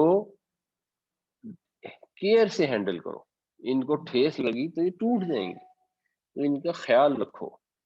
اور مرد کو یہ سوچنا چاہیے، مردوں کو، ہمارے مردوں کو یہ پتا ہے کہ اللہ نے یہ فرمایا ہے کہ اگر اللہ کے نبی نے یہ فرمایا کہ اگر کوئی سجدے کی اجازت ہوتی نا تو پھر شوہر کو سجدہ کیا جاتا، اور عورت کا کام ہے شوہر کی ساری باتیں باتیں۔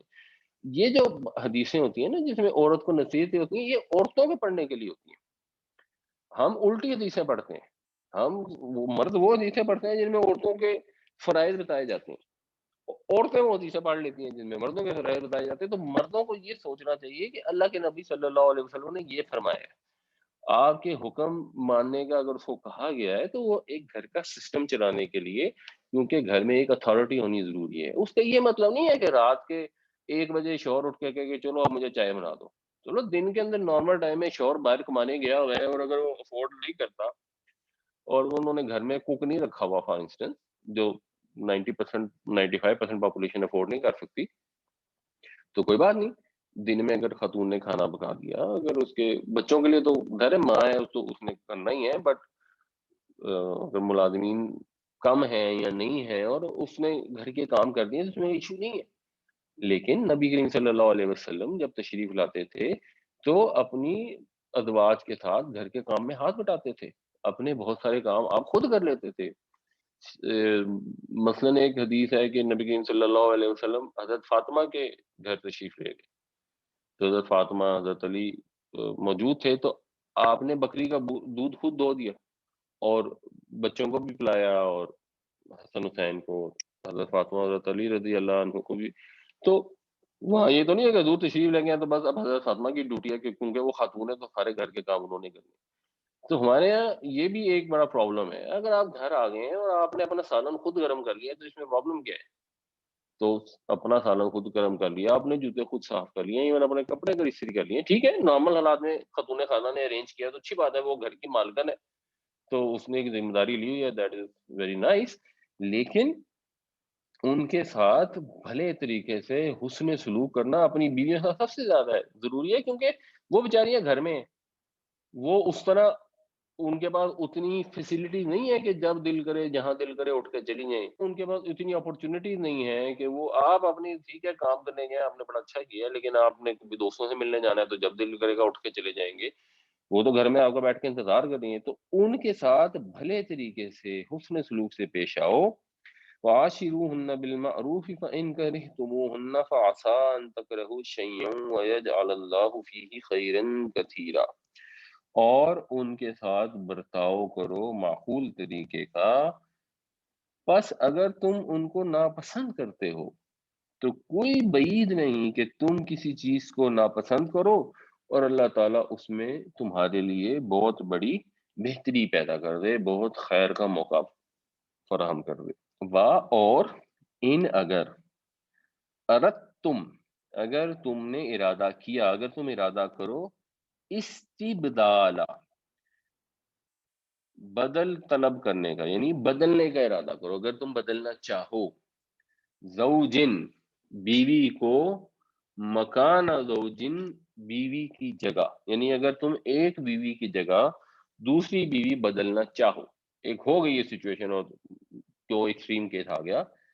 وَآتَيْتُمْ اور دیا تم نے احداہن ان میں سے ایک کو، ان میں سے ایک کو مطلب اب یہ بات نہیں ہو رہی کہ ایک آدمی کی 4 بیویاں تھیں اور وہ چاروں بدلنے لگے اور ان میں سے ایک کو اس نے دیا، نہیں، یہ اب کیونکہ معاشرے سے خطاب کیا جا رہا ہے تو معاشرے کو کہا ہے کہ اے مسلمان لوگوں، اگر تم یہ چاہتے ہو کہ دوسری شادی کر لو پہلی کی جگہ، تو اگر تم میں سے کسی نے اپنی بیوی کو دیا ہے، ان میں سے ایک کو دیا ہے، یعنی تم مسلمانوں میں سے کسی ایک نے اپنی بیوی کو دیا ہے قنطارن ڈھیر، ڈھیر مطلب ڈھیروں مال دیا ہے، یعنی ڈھیروں مال بنیادی طور پہ تو حق مہر ہے، اور اگر اس کے علاوہ بھی تحفے تحائف دیے، فلا تأخذوا منه شیئا تو مت لو اس میں سے کچھ بھی. یعنی اگر کوئی ایسا مسئلہ ہو گیا بیوی بہت بدتمیز ہے یا جو بھی، اور آپ نے کہا کہ یار اب یہی ایکسٹریم آخری حل ہے، تو اب اس کو جو مال دیا اس سے واپس نہ لو. یہ مرد کو احساس دلایا جا رہا ہے کہ تم میں یہ مردانگی ہونی چاہیے. یعنی تصور کریں اللہ تعالیٰ یہ فرما رہے ہیں کہ ڈھیروں ڈھیر بھی مال دیا ہے تب اسے واپس نہ لو. یا یہ تو دور دور تک کو کانسیپٹ ہے ہی نہیں کہ کوئی مرد عورت کا ذاتی مال اس سے لے سکتا ہے یا عورت کے باپ سے مال مانگ سکتا ہے کہ یہ مجھے جہیز میں فریج دے دو، جہیز میں گاڑی دے دو، جہیز میں فلاں چیز دے دو. یہ تو اسلام میں تو اس کا دور دور تک کانسیپٹ ہی نہیں ہے. اسلام تو یہ ہے کہ اپنے پلے سے جو بیوی کو پیسے دیے ہیں وہ بھی واپس نہ لو. کجا یہ کہ وہ اپنے باپ کے گھر سے جب آ رہی ہے تو تمہارے لیے پیسے لے کے آئے.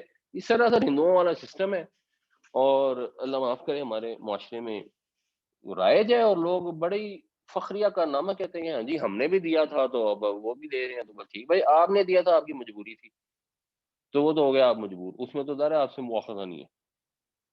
لیکن آپ اب جب بیٹے کی شادی کر رہے ہیں اور آپ توقع کر رہے ہیں کہ وہ لے کے آئے گی، تو یہ مردانگی کے سخت خلاف ہے اور کس قدر بے شرمی کی بات ہے. فلا تأخذوا منه شیئا تو کچھ مت لو اس میں سے.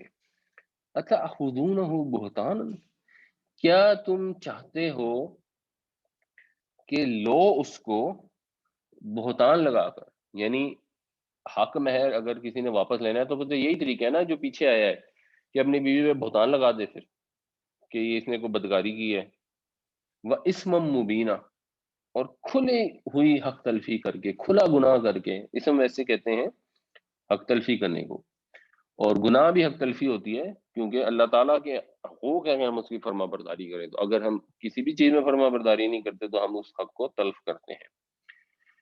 تو اب اس کو حاصل کرنے کے لیے ہتھ کنڈے استعمال کریں، جو فلا تعدلوہن کا بھی لفظ پیچھے استعمال ہوا کہ ایسے ہتھ کنڈے لیں کہ کتنا اس عورت سے مال مجھے مل جائے اور میں اس حق مہر کے ذریعے اگلی شادی کر سکوں، کیونکہ اگلی کو بھی تو دینا پڑے گا۔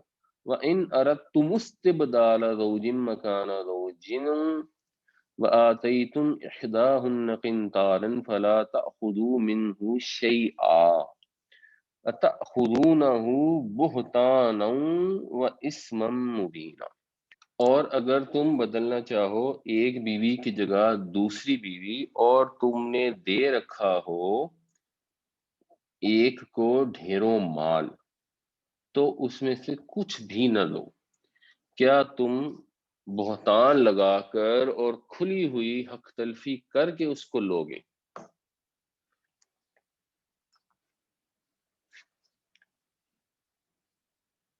اور اس سے ریلیٹڈ ایک ہم نے پہلے بھی ڈسکس کیا تھا، میں نے پھر اس کا ریفرنس ڈھونڈ کے جو اس آیت کے متعلق ایک واقعہ ہے حضرت عمر کا، کہ حضرت عمر بن خطاب نے لوگوں کے سامنے خطبہ دیا اور انہوں نے یہ کہا کہ عورتوں کے حق مہر بہت زیادہ نہ باندھے کو۔ ایک وقت آیا جب مسلمانوں کا پیسے بہت آنے شروع ہو گئے اور انہوں نے یہ کام کرنا شروع کر دیا کہ بہت زیادہ مہر باندھنے شروع کر دیے، تو حضرت عمر نے یہ منع کیا کہ عورتوں کے مہر بہت زیادہ نہ رکھا کرو، آپ امیر المومنین تھے اور آپ نے جب کسی کو منع کیا ہے تو اب یہ حکم ہے، یہ اسٹیٹ کا آرڈر ہے۔ اگر مجھے کسی کے متعلق معلوم ہوا کہ کسی نے رسول اللہ صلی اللہ علیہ وسلم کے باندھے ہوئے مہر سے زیادہ مہر باندھا ہے تو میں اس سے جو زیادہ رقم ہوگی اس کو بیت المال میں داخل کر دوں گا، جو آج کل بھی ہوتا ہے بعض اوقات کسی چیز میں اگر حکومت کہیں مناسب سمجھتی ہے اور کوئی سچویشن ہے تو کانفiscate کر لیتی ہے ایسٹ سرٹن۔ تو یہ حضرت عمر نے خطبہ دیا اور اس کے اندر یہ فیصلہ کر دیا۔ تو اس وقت قریش کی ایک عورت نے کھڑے ہو کر کہا کہ اے امیر المومنین، کیا اللہ کی کتاب پر عمل کرنا زیادہ ہمارے لیے ضروری ہے یہ آپ کے حکم پر عمل کرنا؟ تو حضرت عمر نے یہ نہیں کہا کہ تم کتنی گستاخ ہو اور کتنی بدتمیز ہو اور میں ایک فقیہ ہوں اور میں مفتی ہوں اور میں نے فتویٰ دے دیا ہے اور میرے پاس تو 14 15 16 18 20 علوم ہے اور تم ہو کون، ایک بوڑھی عورت ہو تو تم میں سے سوال کرنے آ گئی، اور میں امیر المومنین ہوں اور تم عام ہو اور تمہیں کیا پتا ان چیزوں کا؟ یہ حکومت چلانے کے لیے جو بھی قوانین مسلمانوں کی بہتری کے لیے مجھے پتا تمہیں نہیں پتا، تم میرے سے بہتر اللہ کی کتاب کو جانتے، ایسی کو بات نہیں کی۔ اتنے جلیل القدر صحابی، اشرا مبشرہ، دوسرے خلیفہ راشد، اتنا بڑا مقام، اتنا بڑا مقام کہ ایک دفعہ حضرت عائشہ نے نبی کریم صلی اللہ علیہ وسلم سے پوچھا کہ یا رسول اللہ، یہ جو آسمان پہ ستارے ہیں کیا کسی کی اتنی بھی نیکیاں ہیں؟ تو آپ نے کہا ہاں، عمر کی۔ اور مزید آپ نے خیر یہ بھی فرمایا کہ وہ جو ابو بکر نے رضی اللہ تعالیٰ عنہ نے جو غار ثور میں رات گزاری تھی اس کی نیکیاں اس سے بڑھ کے ہیں۔ تو حضرت ابو بکر کا بہت ہی بڑا مقام ہے، بٹ حضرت عمر کا یہ مقام اللہ کے نبی صلی اللہ علیہ وسلم بیان فرماتے ہیں۔ تو ان سے ایک عورت پوچھ رہی ہے کہ آپ کی بات ماننی ضروری ہے یا اللہ کی کتاب پہ عمل کرنا ضروری ہے؟ تو آپ نے فوراً کہا کہ اللہ کی کتاب پر عمل کرنا۔ ہمارے مولوی حضرات نے کوئی ایسی بات نہیں کی کہ تمہیں تو کتاب کی نالج ہو ہی نہیں سکتی، تم تو پڑھنے کی کوشش ہی نہ کرو، سمجھنے کی کوشش ہی نہ کرو۔ تو فوراً نے کہا کہ آپ نے ابھی منع کر دیا کہ عورتوں کو زیادہ مہر نہ رکھا جائے، اور اللہ تعالیٰ نے قرآن شریف میں یہ آیت اتاری ہے، وَآتَيْتُمْ إِحْدَاهُنَّ قِنطَارًا فَلَا تَأْخُذُوا مِنْهُ شَيْئًا۔ تو حضرت عمر نے کہا کہ ہر شخص عمر سے زیادہ دین کی سمجھ رکھنے والا ہے، اور آپ یہ 2 3 دفعہ آپ نے یہ بات فرمائی کہ ہر شخص عمر سے زیادہ دین کی سمجھ رکھنے والا ہے۔ ہمارے مفتیوں کی طرح فتویٰ نہیں دیا کہ مفتی میں ہوں، تم کہاں سے آگے فتویٰ دینے، اور فرمایا کہ میں نے تم کو زیادہ مہر رکھنے سے منع کیا تھا، سنو اب جو شخص جتنا چاہے مہر رکھنا چاہتا ہے رکھ سکتا ہے، یعنی گورنمنٹ اس سے اس پر پوچھ پڑتال نہیں کرے گی کہ زیادہ مہر کیوں رکھا ہے، اور کوئی اس سے زبردستی بیت المال میں جمع نہیں کرے گی. باقی جو انسٹرکشن اسلام کی ہیں کہ چیزیں اعتدال میں ہونی چاہیے، وہ اپنی جگہ ہے، وہ اس کو پھر موضوع انہوں نے نہیں بنایا، اور اسٹیٹ اتھارٹی کو اس کے اندر انہوں نے ختم کر دیا. وَكَيْفَ تَأْخُذُونَهُ وَقَدْ أَفْضَىٰ بَعْضُكُمْ إِلَىٰ بَعْضٍ وَأَخَذْنَا مِنْكُمْ مِيثَاقًا غَلِيظًا. اور کیسے تم لے سکتے ہو یہ حق مہر واپس جب تم بے تکلف ہو چکے ایک دوسرے سے. وَأَخَذْنَا، اور لیا ان عورتوں نے. اب یہ دیکھیں، یہ نون زبر والی ہے، اس کو اخذنا نہیں پڑھنا. اگر اس کو اخذنا پڑھیں گے تو اس کا مطلب ہوگا ہم نے لیا. وَأَخَذْنَا، اور لیا انہوں نے، منکم تم سے، میثاقاً غلیظا. میثاق باوسوق ذرائع ہوتے ہیں پکے، میثاق پکا وعدہ، پکا کانٹریکٹ. غلیظ گاڑا، اسٹرانگ. اردو میں غلاظت ہم گندگی کو کہتے ہیں، عربی میں غلیظ کا مطلب ہوتا ہے گاڑا اور اسٹرانگ. کہ انہوں نے لے رکھا ہے تم سے ایک مضبوط عہد. اب عورتوں نے کون سا عہد لیا ہوتا ہے؟ جو پکا گاڑا عہد ہوتا ہے. وہ کوئی کانٹریکٹ تو سائن نہیں ہوتا. جو چیز ہوتی ہے وہ تو صرف اور صرف نکاح ہوتا ہے. کہ میاں اور بیوی، جیسے وہ عیسائی ایک دوسرے کو کہتے ہیں نا جب ان کا نکاح ہوتا ہے کہ غمی ہوگی، خوشی ہوگی، غربت ہوگی، امیری ہوگی، میں ہمیشہ تمہارے ساتھ رہوں گا. ایکچولی یہ ہوتا ہے عہد. یعنی نکاح جب کیا جائے گا تو اس میں یہ پکا ارادہ ہوتا ہے کہ ہم ہمیشہ ساتھ رہیں گے. بعد میں کسی وجہ سے ڈیورس ہو جائے وہ بات ہی بات ہے. یہ نکاح نہیں ہو سکتا مثال کے طور پہ کہ ہم 4 دن کے لیے نکاح کر رہے ہیں اس کے بعد جدا ہو جائیں گے، وہ نکاح ہی نہیں ہوگا.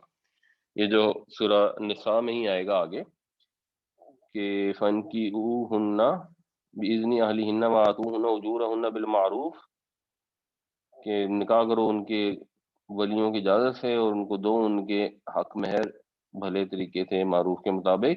محسنات، ان کو اپنی پروٹیکشن میں لاتے ہوئے. یہ ہے میثاقاً غلیظا. غیر مصافحات، کوئی ٹیمپریری خواہش پوری کرنے کے لیے نہیں. ٹیمپریری نکاح کوئی چیز نہیں ہوتی. اگر انسان کا دل میں ارادہ ہو تو قانون تو اس کو کچھ نہیں کر سکتا نا. ارادہ ہو کہ میں 1 مہینے کے لیے شادی کروں گا پھر چھوڑ دوں گا، تو قانون اس کا کچھ نہیں کر سکتا. اللہ تعالیٰ تو دیکھ رہا ہے. ولا متخذات اخدان، اور نہ ہی چھپی اشنائیاں کرنے کے لیے.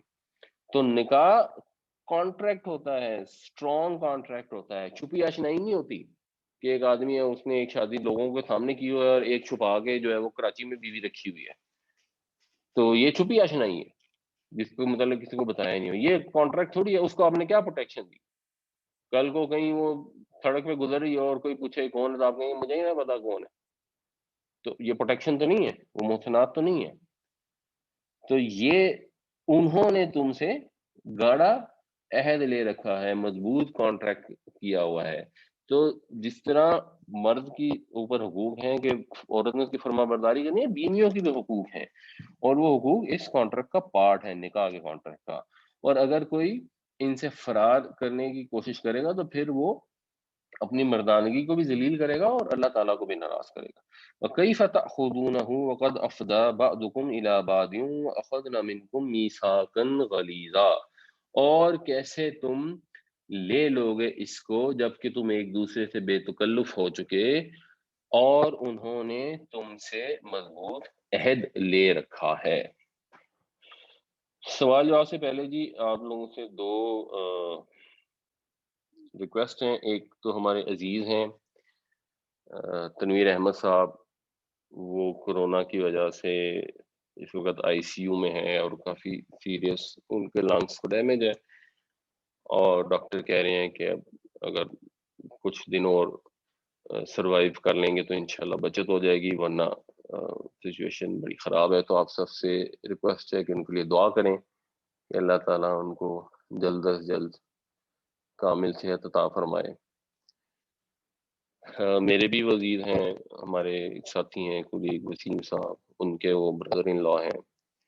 تو اللہ تعالیٰ سے یہ دعا ہے کہ اللہ تعالیٰ ان کو مکمل طور پر صحت یاب فرمائے اور ان کے اس مشکل وقت میں سارے گھر والے پریشان ہیں، اللہ تعالیٰ ان کی پریشانی دور فرمائے. دوسرے ہمارے ایک بہت پرانے ساتھی تھے، ہماری جب فزر کی کلاس ہوتی تھی اس میں تشریف لاتے تھے، بزرگ تھے، نصیر بھرارا صاحب، سوئی گیس سوسائٹی کے رہنے والے. ان کا پچھلے ویک میں انتقال ہو گیا، تو اللہ تعالیٰ سے دعا ہے اللہ تعالیٰ ان کی کوتاہیوں پر درگزر فرمائے، ان کو جنت الفردوس میں جگہ عطا فرمائے، ان کے جو گھر والے ہیں ان کو صبر جمیل عطا فرمائے۔ اللہم اغفر لحینا ومیتنا وشاہدنا وغائبنا وصغیرنا وکبیرنا وذکرنا وانسانا۔ یا اللہ ہمارے زندوں کو بھی بخش دے، ہمارے فوت شدگان کو بھی بخش دے، ہمارے ہر حاضر ہر غائب کو، ہر چھوٹے ہر بڑے کو، اور ہر مرد اور ہر عورت کو اللہ تعالیٰ مغفرت فرما۔ اللہم من احییتہ منا فاحیہ علی الاسلام۔ یا اللہ تعالیٰ ہم میں سے جس کو زندہ رکھ اس کو اسلام پہ زندہ رکھ۔ ومن توفیتہ منا فتوفہ علی الایمان۔ اور ہم میں سے جس کو موت دے اس کو ایمان پر موت دے۔ تو اللہ تعالیٰ سے دعا ہے، سب لوگوں سے درخواست ہے کہ ان کے لیے دعا فرمائیں۔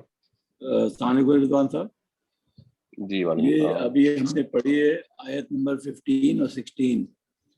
آیت نمبر 15 میں تو عورت کے لیے بڑی سخت سزا ہے اگر وہ بد کردار ہے اور وہ ثابت بھی ہو جاتا ہے، یعنی وہ تو پھر مستقل قید ہو گئی، تو وہاں تو بلکہ یہ بھی کچھ اگر میں سمجھوں کہ اس کی تو بلکہ توبہ بھی اب قبول نہیں ہو رہی۔ دوسری چیز جو ہے 16 کو آپ پڑھیں تو وہ مردوں کے بارے میں ہے۔ مرد جو آسانی سے چھوٹ رہا ہے یہاں پر،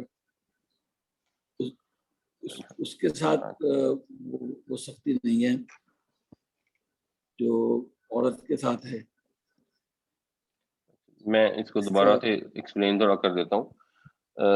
اپیرنٹلی جو اس کی سمجھ آتی ہے وہ یہ آتی ہے کہ یہ جو آیت نمبر 16 ہے اس میں جو واللذانی کا صیغہ ہے، جیسے ہم نے مثال ڈسکس کی تھی والدین کی، یہ صیغہ مذکر کا ہے لیکن اس کے اندر والد اور والدہ دونوں شامل ہیں، کیونکہ جب ایک مؤنث ہو یا زیادہ مؤنث بھی ہو، ایک مذکر بھی آ جائے تو صیغہ ہمیشہ مذکر کا استعمال ہوتا ہے۔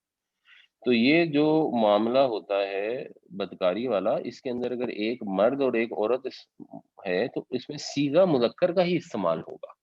اس میں یہ نہیں کہا جاتا کہ والذی واللتی، یہ کسی زبان میں بھی نہیں کہا جاتا۔ اردو میں بھی جب ہم کہتے ہیں کہ وہ دونوں آ رہے ہیں تو ایک مرد اور ایک عورت آ رہی ہو تو ہم کہتے ہیں وہ دونوں آ رہے ہیں، ہم یہ نہیں کہتے وہ آ رہا ہے اور وہ آ رہی ہے۔ تو یہ تو زبان کا اسلوب ہے، تو اس سے مراد مرد عورت دونوں ہے، اس سے مراد مرد نہیں ہے۔ تو اپیرنٹلی ہوا یہ ہے کہ یہ وہ ہیں مرد عورت جو منکم ہیں، یعنی مسلمان معاشرے سے تعلق رکھتے ہیں دونوں، تو ان کی سزا یہ ہے کہ ان کو مار پیٹ کے، جو بعد میں پھر ایکچوئل سزا تو بعد میں آئی نا، یہ تو ٹیمپریری حکم تھا، تو وہ ان کو ٹیمپریری جو حکم تھا اس کے تحت ان کو مار پیٹ کے اگر وہ توبہ کر لیتے ہیں اور اصلاح کا ارادہ کر لیتے ہیں ان کو چھوڑ دو۔ اور جو یہ والی آیت ہے اس میں اپیرنٹلی ذکر وہاں ہو رہا ہے کہ جہاں ولاتی اور اس میں ہے من نسائکم، کہ عورتیں جو مسلمان معاشرے سے تعلق رکھتی ہیں اور جو مرد ہے وہ کسی اور یہودیوں کا یا مشرکوں کا یا کسی اور جگہ کا ہے، اس کے کیس میں فرق ہے۔ اس کے کیس میں یہ رکھا گیا کہ جب تک سزا نہیں آ جاتی ان کو گھر میں قید رکھو۔ اب اس کا یہ مطلب نہیں ہے کہ ان کو بس توبہ کی آپشن نہیں ہے، وہ توبہ کر لیں گی تو وہ تو اللہ تعالیٰ کے یہاں سرخرو ہو جائیں گی اور اللہ تعالیٰ معاف فرما دے گا، وہ تو علیحدہ چیز ہے۔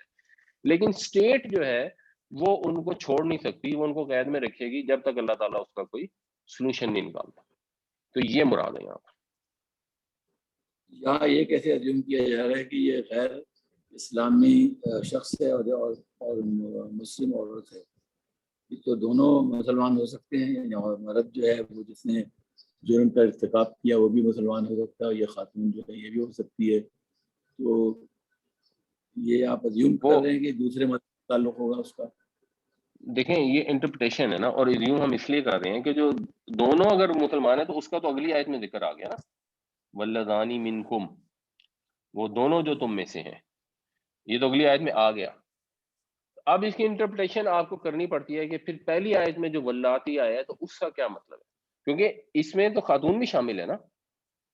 اگر ہم کہیں کہ نہیں وہ تو صرف خواتین کی بات ہو رہی ہے تو یہاں صرف مردوں کی بات نہیں ہو رہی، والذینہ نہیں آیا، والذینہ سے تو ہو سکتا تھا کہ صرف مردوں کی بات ہو رہی ہو شاید، یہ تو واللذانی ہے، وہ دونوں۔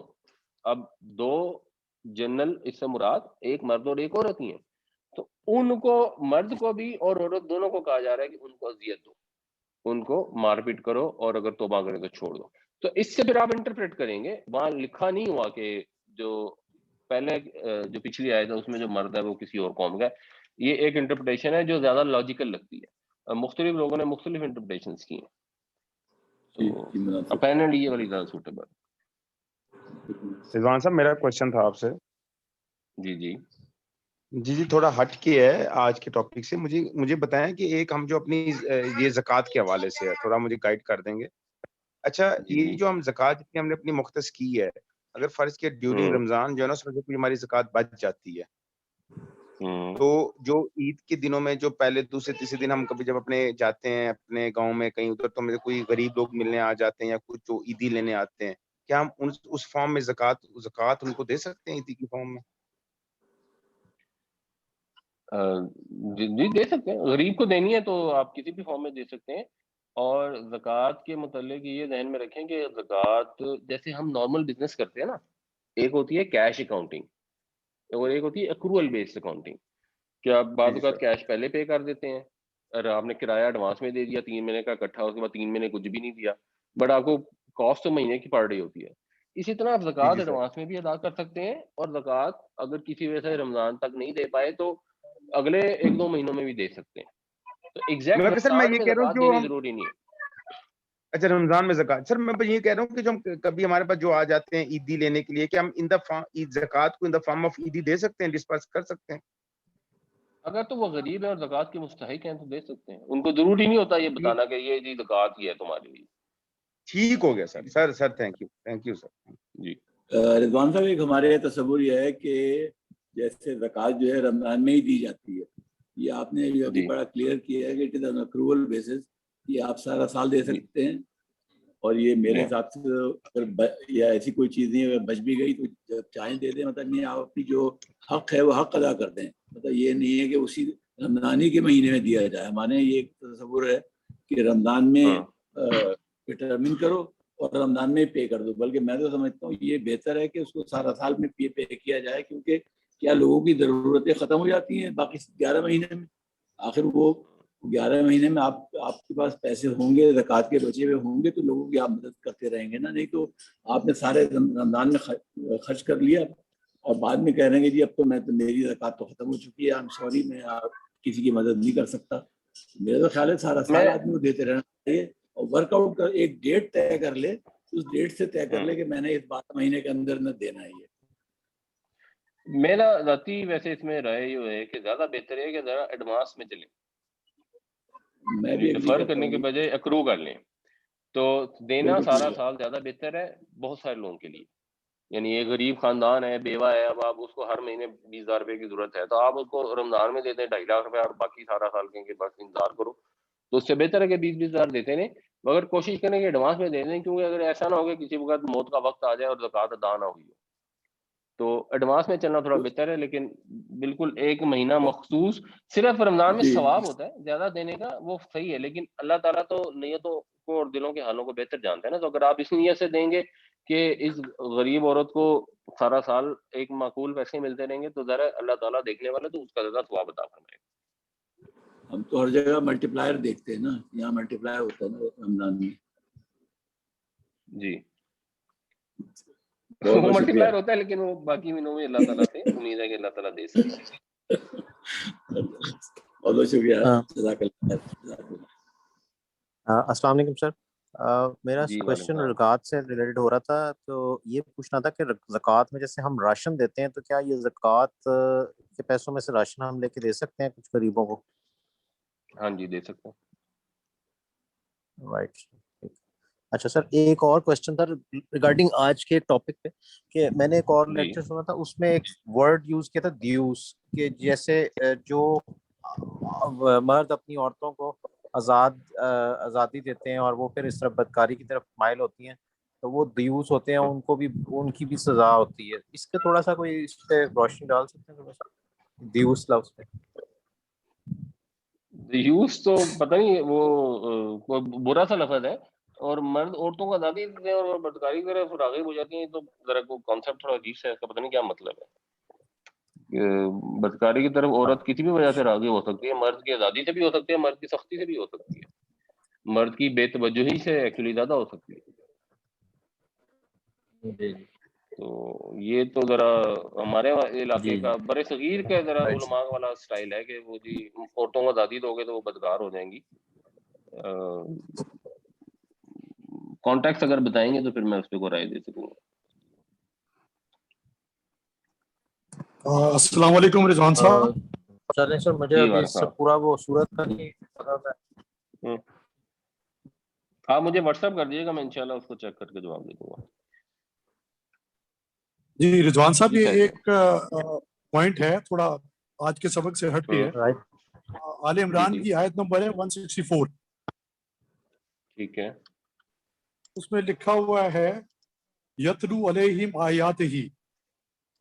تو اس کا مطلب جو ہے تھوڑا سا اس کو ایلیبریٹ کریں گے کہ اس کا مطلب یہ پڑھتے ہیں ان پر اس کی آیات, نہیں پڑھ کر سناتے ہیں ان کو, پڑھ کر سناتے ہیں اس کی آیت. تو اس ان میں کو اس پہ تھوڑا سا اس کا یہ بھی مطلب ہے کہ اس کو فالو بھی کرنا ہے یا پڑھنا ہی ہے صرف؟ نہیں, یہ جو ہے نا یتلو, یہ نبی کریم صلی اللہ علیہ وسلم کے لیے استعمال ہوا ہے کہ اللہ تعالیٰ نے احسان کیا ہے مومنوں پر کہ اس نے بھیجا ان میں سے ایک رسول انہی میں سے جو پڑھ کر سناتا ہے ان کو اللہ کی آیتیں. یعنی نبی کریم صلی اللہ علیہ وسلم نے مسلمانوں کو اللہ کی آیتیں پڑھ کر سنائیں, اور پھر کیا کیا, وہ سنانے کے ذریعے وَيُزَكِّيهِمْ, ان کا تزکیہ نفس کیا, ان کے نفسوں کو پاکیزہ کر دیا. تو آیتیں سنا کے نفس کیسے پاکیزہ ہوئے؟ وہ چھو منتر سے تو نہیں ہوئے, وہ ایسے ہی پاکیزہ ہوئے کہ آیتیں سنائیں, لوگوں نے سنی, لوگوں نے سمجھی, لوگوں نے ان پہ عمل کیا, اور ان کے نفس پاکیزہ ہوتے گئے, اور ان کو نالج حاصل ہوئی. وَيُعَلِّمُهُمُ الْكِتَابَ وَالْحِکْمَةَ, اور وہ آیتیں پڑھ کے سناتا ہے, تو جب وہ پڑھ کے سناتا ہے تو ان کو وہ نالج دیتا ہے احکامات کی بھی اور احکامات کے اخلاقی پہلوؤں کی بھی. وَإِنْ كَانُوا مِنْ قَبْلُ لَفِي ضَلَالٍ مُبِينٍ, اس سے پہلے کھلی گمراہی میں. یہ قرآن نہیں ہے جس کے پاس, وہ کھلی گمراہی میں ہے. اللہ کے نبی صلی اللہ علیہ وسلم نے آ کے قرآن پڑھ کر سنایا, اس کے ذریعے نالج آئی اور اس پر انسان نے عمل کرنا شروع کیا, تو آہستہ آہستہ نفس پاکیزہ ہو. یہ مفہوم. ٹھیک ہے, جزاک اللہ. ایوب سلیمی اسکری 11 سے تھوڑا سا ٹاپک سے ہٹ کے ہے سر. یہ ویسے بارہ پہلے بھی آپ نے اس پہ تفصیل میں بات کی ہے. یہ میرا سوال ہے جو اسلامک بینکنگ سسٹم ہے, اصل میں آپ کی جو ویڈیو ہے نا جی سر, وہ اس میں پرانے شاید پہلے بہت پہلے کہیں لوڈ ہوئی, تو وہ اس میں شور بہت ہوتا ہے, تو اس کی وجہ سے نا جی تھوڑا سا انڈرسٹینڈنگ میں کنفیوژن ہوتی ہے. تو یہ چونکہ اتنا اہم مسئلہ ہے, تو میری ریکویسٹ یہی تھی کہ اگر دوبارہ ری لوڈ ہو جائیں اور اس کے اوپر فوکس مزید کیا جائے, کیونکہ اس کو ہم اگنور نہیں کر سکتے, خاص طور اپنے بچوں کے ساتھ جب باتیں ہوتی ہیں ان کو سمجھانے کے لیے. تو وہ تو جدید دور جو جس طرح سے ہے, لوگ اس طرف راغب ہیں, تو وہ ایک بڑا ایشو آتا ہے نا جی. تو دوسرا سر یہ تھا کہ آیا مطلب آپ نے جو موجودہ بینک سسٹم سے رجوع کر لیا معاذ اللہ, کہ آپ ابھی تک آپ کا سٹانس وہی ہے, یا اس کا نیم البدل آیا ایسا ہے کہ جو رائج الوقت ہم دیکھو تنقید کرنا تو آسان ہوتا ہے, لیکن اس کے پیرل میں جو آپ نے ایک سسٹم بتایا ہے اور ہم بھی ایگری کرتے ہیں اسے, آیا وہ اپلیکیبل ہے, اس کو ہم پریکٹیکلی اس کو کہیں یوز ہوتا ہوا دیکھ رہے ہیں کسی ملک میں, یا ہم اپنے ملک میں, یا کچھ لوگ گروہ مل کے اس کو اپنے طور پر اس کو وہ کر لیں کہ یہ سسٹم جو ہے نا یہ بہتر طریقے سے چل سکے جو آپ نے ڈیفائن کیا ہے؟ جی میں آپ کو اس کی جو سسٹم کے جو آپشن ہیں, کئی آپشن ہیں, لیکن جو پریکٹیکلی دنیا میں استعمال ہو رہی ہیں وہ آپ کو بتا دیتا ہوں. ایک اسلامی بینکنگ میں پروڈکٹ ہوتی ہے, اس کو کہتے ہیں اجارہ یعنی لیزنگ. اور لیزنگ کی دو قسمیں ہوتی ہیں. ہماری جو لیزنگ اسلامک بینکنگ والے بھی کرتے ہیں وہ ہوتی ہے کیپٹل لیز, اور یہ کیپٹل لیز جو ہے نا یہ حرام ہے, کیونکہ اس میں ایسیڈ اینڈ میں ٹرانسفر ہو جاتا ہے اور اس کے بس انہوں نے ہیلے بہانے ڈالے ہوتے ہیں. لیکن ایک اور لیز ہوتی ہے, اس کو کہتے ہیں آپریٹنگ لیز. تو مثال کے طور پر اگر آپ نے جرمنی میں گاڑی لینی ہے تو جنرلی آپ کو جرمنی میں 3 سال کی لیز پہ گاڑی مل جاتی ہے. آپ 3 سال گاڑی استعمال کرنے کے بعد ان کو واپس کر دیتے ہیں. یہ آپریٹنگ لیز ہے, اس میں ایسٹ گاڑی آپ کے نام پہ ٹرانسفر نہیں ہوتی, اور یہ بالکل جائز ہے کیونکہ یہ کرایہ ہے. اسی طرح اگر ریورس اگزامپل دیکھیں تو یہ ان کی پروڈکٹ ہے جس کو کہتے ہیں ڈیمینشنگ مشارکہ, یعنی مشارکہ متناقصہ. اب مشارکہ متناقصہ میں کیا کرتے ہیں کہ جو امریکہ کینیڈا میں سسٹم ہے مارگیج کا، اس کا نام انہوں نے متشارکہ متناقصہ رکھ دیا. ڈیمینشنگ مشارکہ یعنی وہ ہائر پرچیز کر دیتے ہیں گھر کو، ٹیکنیکلی وہ مارگیج ہوتی ہے جس کے اندر بینک آپ کو پیسے دیتا ہے، آپ جا کے کوئی ایسٹ خریدتے ہیں اور بینک کو اس کا سود بھی دیتے رہتے ہیں اور قسطیں بھی دیتے رہتے ہیں. ہمارے ملک میں مارگیج نہیں ہوتی کامن، ہمارے ملک میں کامنلی لوگ کرائے پہ گھر لے کے رہتے ہیں. تو یہ سسٹم موجود ہے کہ آپ کرائے پہ گھر رہ کے رہ سکتے ہیں. وہاں ان ملکوں میں امریکہ کینیڈا میں تصور کرنا مشکل ہے کہ کوئی رینٹ پہ رہے، اور لوگوں کو گاندھی صاحب ٹائپ جو لوگ فتوے بھی دے آتے ہیں. بٹ ہمارے ملک میں تو سسٹم اویلیبل ہے، تو آلٹرنیٹ سسٹم ہے. اسی طرح جو ان کا تیسری پروڈکٹ ہے جس کو یہ مرابحہ بھی کہتے ہیں، اور مرابحہ کے ذریعے یہ کرتے کیا ہیں کہ وہ کوئی سیل پرچیز کی ڈیڈ ٹائپ بناتے ہیں. بیسیکلی یہ انویسٹمنٹ لیتے ہیں بینک سے اور اس کے بعد اس کو انویسٹمنٹ بما سود کے واپس کر دیتے ہیں. تو اس کا جو دوسرا سسٹم ہے وہ اس کو وہ ساری دنیا میں استعمال ہوتا ہے سود کے مقابلے میں، یعنی بانڈ بھی ہوتے ہیں کمپنیوں کے اور کمپنیوں کے سٹاکس بھی ہوتے ہیں. تو جو شیئر مارکیٹ ہے یا پارٹنرشپ ہے، یہ اس کا سسٹم اویلیبل ہے. تو ضروری تو نہیں ہے کہ ایک آدمی نے مطلب ایک بینک نے کسی کمپنی میں سود پر ہی لون قرضہ دینا ہے، وہ پروفٹ اینڈ شیئر کے اوپر بھی دے سکتی ہے جیسے کیپٹل مارکیٹ میں لوگ پیسے لگاتے ہیں. اور بینکس بھی ایکویٹی سٹاک خریدتے ہیں، یا یہ جو میوچل فنڈز ہوتے ہیں وہ ایکویٹی سٹاک بھی تو خریدتے ہیں. جب وہ ایکویٹی کا سٹاک خریدتے ہیں تو یہ بھی تو انویسٹمنٹ ہی ہے اس کے اندر، اور وہ انویسٹمنٹ جائز ہوتی ہے. تو یہ تو سسٹم دنیا میں موجود ہے. اور مزید یہ ہے کہ اگر کسی کی نیت نیک ہوگی تو ہر چیز کا سولوشن نکل آئے گا. یہ جو بھی ان کی ٹرمز ہے نا، چاہے یہ مشارکہ متناقضہ ہو چاہے یہ اجارہ ہو، اس کے اندر جو انہوں نے فائن پرنٹ میں شرطیں لگائی ہوتی ہیں نا کہ اینڈ میں ہم آپ کو گاڑی گفٹ کر دیں گے، یا یہ ہم آپ سے خرید رہے ہیں لیکن آپ نے وعدہ کیا کہ آپ ہم سے ہر حال میں پوری خریدیں گے، یہی ہائر پرچیز مارگیج کا اگر وہ ایگریمنٹ کر لیں اور وہ وعدے والی شک نکال دیں تو یہ جائز ہو جائے گی. تو اس کے جو آلٹرنیٹ ہے وہ اتنے مشکل نہیں ہے، ایکچولی بہت آسان ہے. صرف حوصلے اور ہمت کی بات ہے. مطلب آپ اگر بینک نے کسی کو دیا اور اس نے کہا جی اگر آپ کسی وجہ سے قسطیں نہ دے پائے تو جتنا آپ نے خریدا ہوگا آپ کا باقی ہمارا. تو ہمارے ملک میں تو زمین کی قیمت ہمیشہ اوپر جاتی ہے جنرلی، تو اس میں نقصان کا امکان تو اتنا ہے ہی نہیں. لیکن بینک کہتا ہے وہ جو نقصان کا 10% امکان ہے میں نے نقصان نہیں کرنا کسی صورت. اس وجہ سے وہ اسلامک بینکنگ کے اندر بھی وہی والی پرابلم آ گئی ہے جو نارمل بینکنگ. ادروائز ہمارا بزنس ہے الحمدللہ، ہم ایک ہماری ڈیسنٹ ایکسپورٹ ہے، تو ہم ایک پیسہ بینک سے نہیں لیتے تو ہمارا کاروبار چل رہا ہے، اللہ تعالیٰ نے چلایا. یہ اگر کوئی سوچے جی پریکٹیکل نہیں ہے آج کے دور میں چل نہیں سکتا تو یہ غلط فہمی ہے. ٹھیک ہے. رضوان صاحب ان کی کیا پوزیشن ہے جو کہ بینک میں ڈپازٹ رکھواتے ہیں اسلامک بینکنگ میں؟ ان کو بھی تو آلموسٹ وہ فکس اماؤنٹ ہی مل رہا ہوتا ہے. اب انہیں نہیں پتا ان کا وہ بھی غلط ہے، وہ بھی غلط ہے. اور ایوب صاحب ایک جو آپ نے وہ ویڈیوز کا سوال کیا تھا نا، آپ نے ویڈیوز ایک تو ہے لمبی والی اور ایک کلپ ہے چھوٹے چھوٹے 3-3 4-4 منٹ کے، ان میں تو آواز تھوڑی بہتر تھی ویسے. اچھا شاید پھر میں نے وہ نہیں دیکھی ہوگی، اگر دوبارہ سینڈ کر دیں گے تو مہربانی ہوگی سر. جی میں وہ دوبارہ سینڈ بھی کر دیتا ہوں، اور میں نے اس کا ایک رائٹ اپ بھی لکھا ہوا ہے اردو میں، وہ کوئی 7-8 پیج کا ہے، آسان اردو میں لکھا ہوا ہے. تو ہاں میں وہ بھی تھوڑا مشکل بچوں کے لیے آج کل کے بچے جو ہے وہ 11 کے پڑھ کے آتے ہیں ان کے لیے مشکل ہو جاتا ہے، اردو تھوڑی سی وہ اسکیل ہوتی ہے تو. اچھا چلے میں یہ کوشش کرتا ہوں کہ میں اس کی انگریزی ٹرانسلیشن کر کے نا وہ بھی ایک رائٹ اپ انشاءاللہ بناتا ہوں. So I'll send that also. جی ٹھیک ہے، thank you sir, thank you. یہ رائٹ اپ آپ کا رضوان صاحب کہاں اویلیبل ہے؟ یہ کسی ویب سائٹ سر پہ؟ ویب سائٹ پہ تو نہیں ہے، میں گروپ میں ہی میں نے بھیجا تھا، میں دوبارہ بھیج دوں گا انشاءاللہ. جزاک اللہ خیر. سر یہ ایک کوشچن یہی تھا، اسی سے ریلیٹڈ تھا، یہ جو پرائم منسٹر نے آج کل نکالا ہوا غریبوں کے لیے گھر اور یہ سارا، تو یہ تو پیورلی سود ہے، تو اس کا مطلب پوری غریب لوگوں کو سود پہ لگا رہے ہیں ہم لوگ. ہاں جی بالکل ایسے ہی. وہ دیکھیں سسٹم میں وہ پھنسے ہوئے ہیں نا، وہ اس لیے وہ فی الحال اگر اسلامک بینکنگ جینون والی آ چکی ہوتی تو پرائم منسٹر وہ یوز کر لیتے. اب کیونکہ وہ نہیں ہے تو ان کے پاس جو بھی چینل تھے وہ اپنی طرف اس کو کر رہے ہیں، لیکن وہ ہے سود، وہ نہیں لینا چاہیے. اچھا سر، میرا ایوب سلیمی بات کر رہا ہوں. میرا کوشچن تھوڑی سی وضاحت دوبارہ وہی جو شیخ صاحب نے بات کی تھی کہ نبی کا جو ہے نا کہ وہ آپ کو آیتیں پڑھ کے سناتا ہے اور آپ کو تزکیہ نفس کرتا ہے اور حکمت اور کی تعلیم دیتے. اس میں اسی چونکہ ہم فالوور ہیں تو اگر آج کا کوئی مبلغ ہے تو اس میں یہ تھا کہ ٹھیک ہے قرآن کو بہت اچھی بات ہے سمجھ کے پڑھنا اور ہے ہی درجہ اولا ہے بھی یہی. اگر کوئی چیز سمجھی نہ جائے تو اس کا فائدہ اس طرح سے نہیں ہے.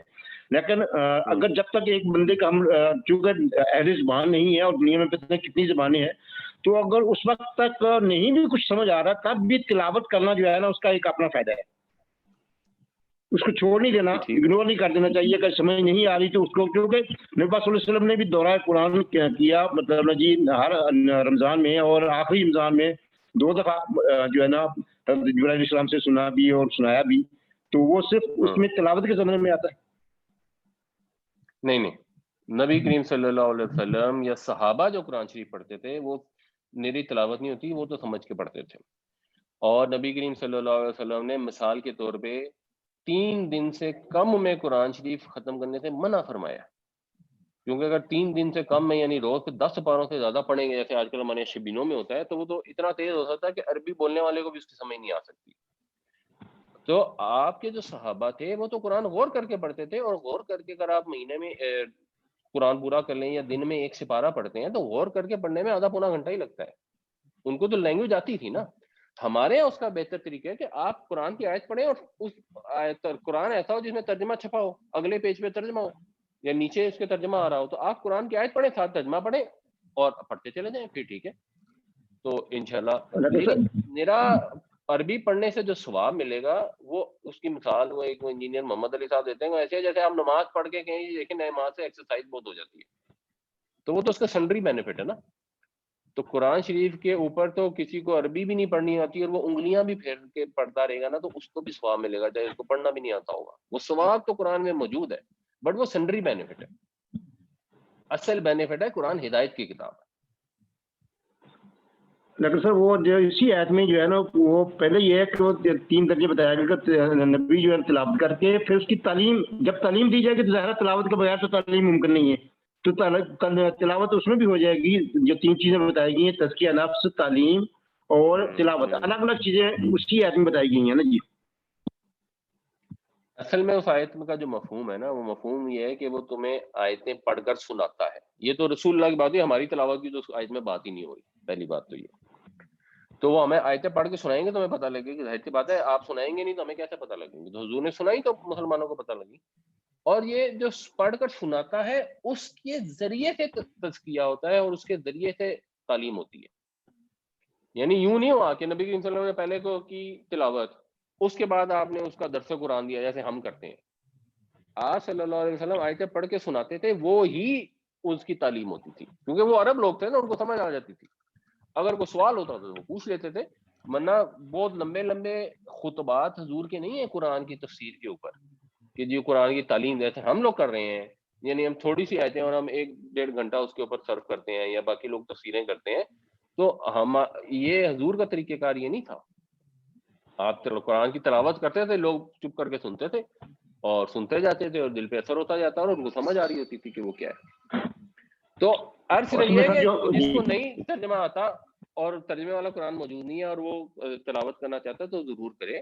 قرآن کی تلاوت کرنے کا بھی ثواب ہے, قرآن کو یاد کرنے کا بھی ثواب ہے. اس سے صرف اکیلی تلاوت سننے سے بھی دل کے اوپر اثر ہوتا ہے, اس سے کوئی انکار نہیں. ٹھیک ہو گیا جی, جزاک اللہ.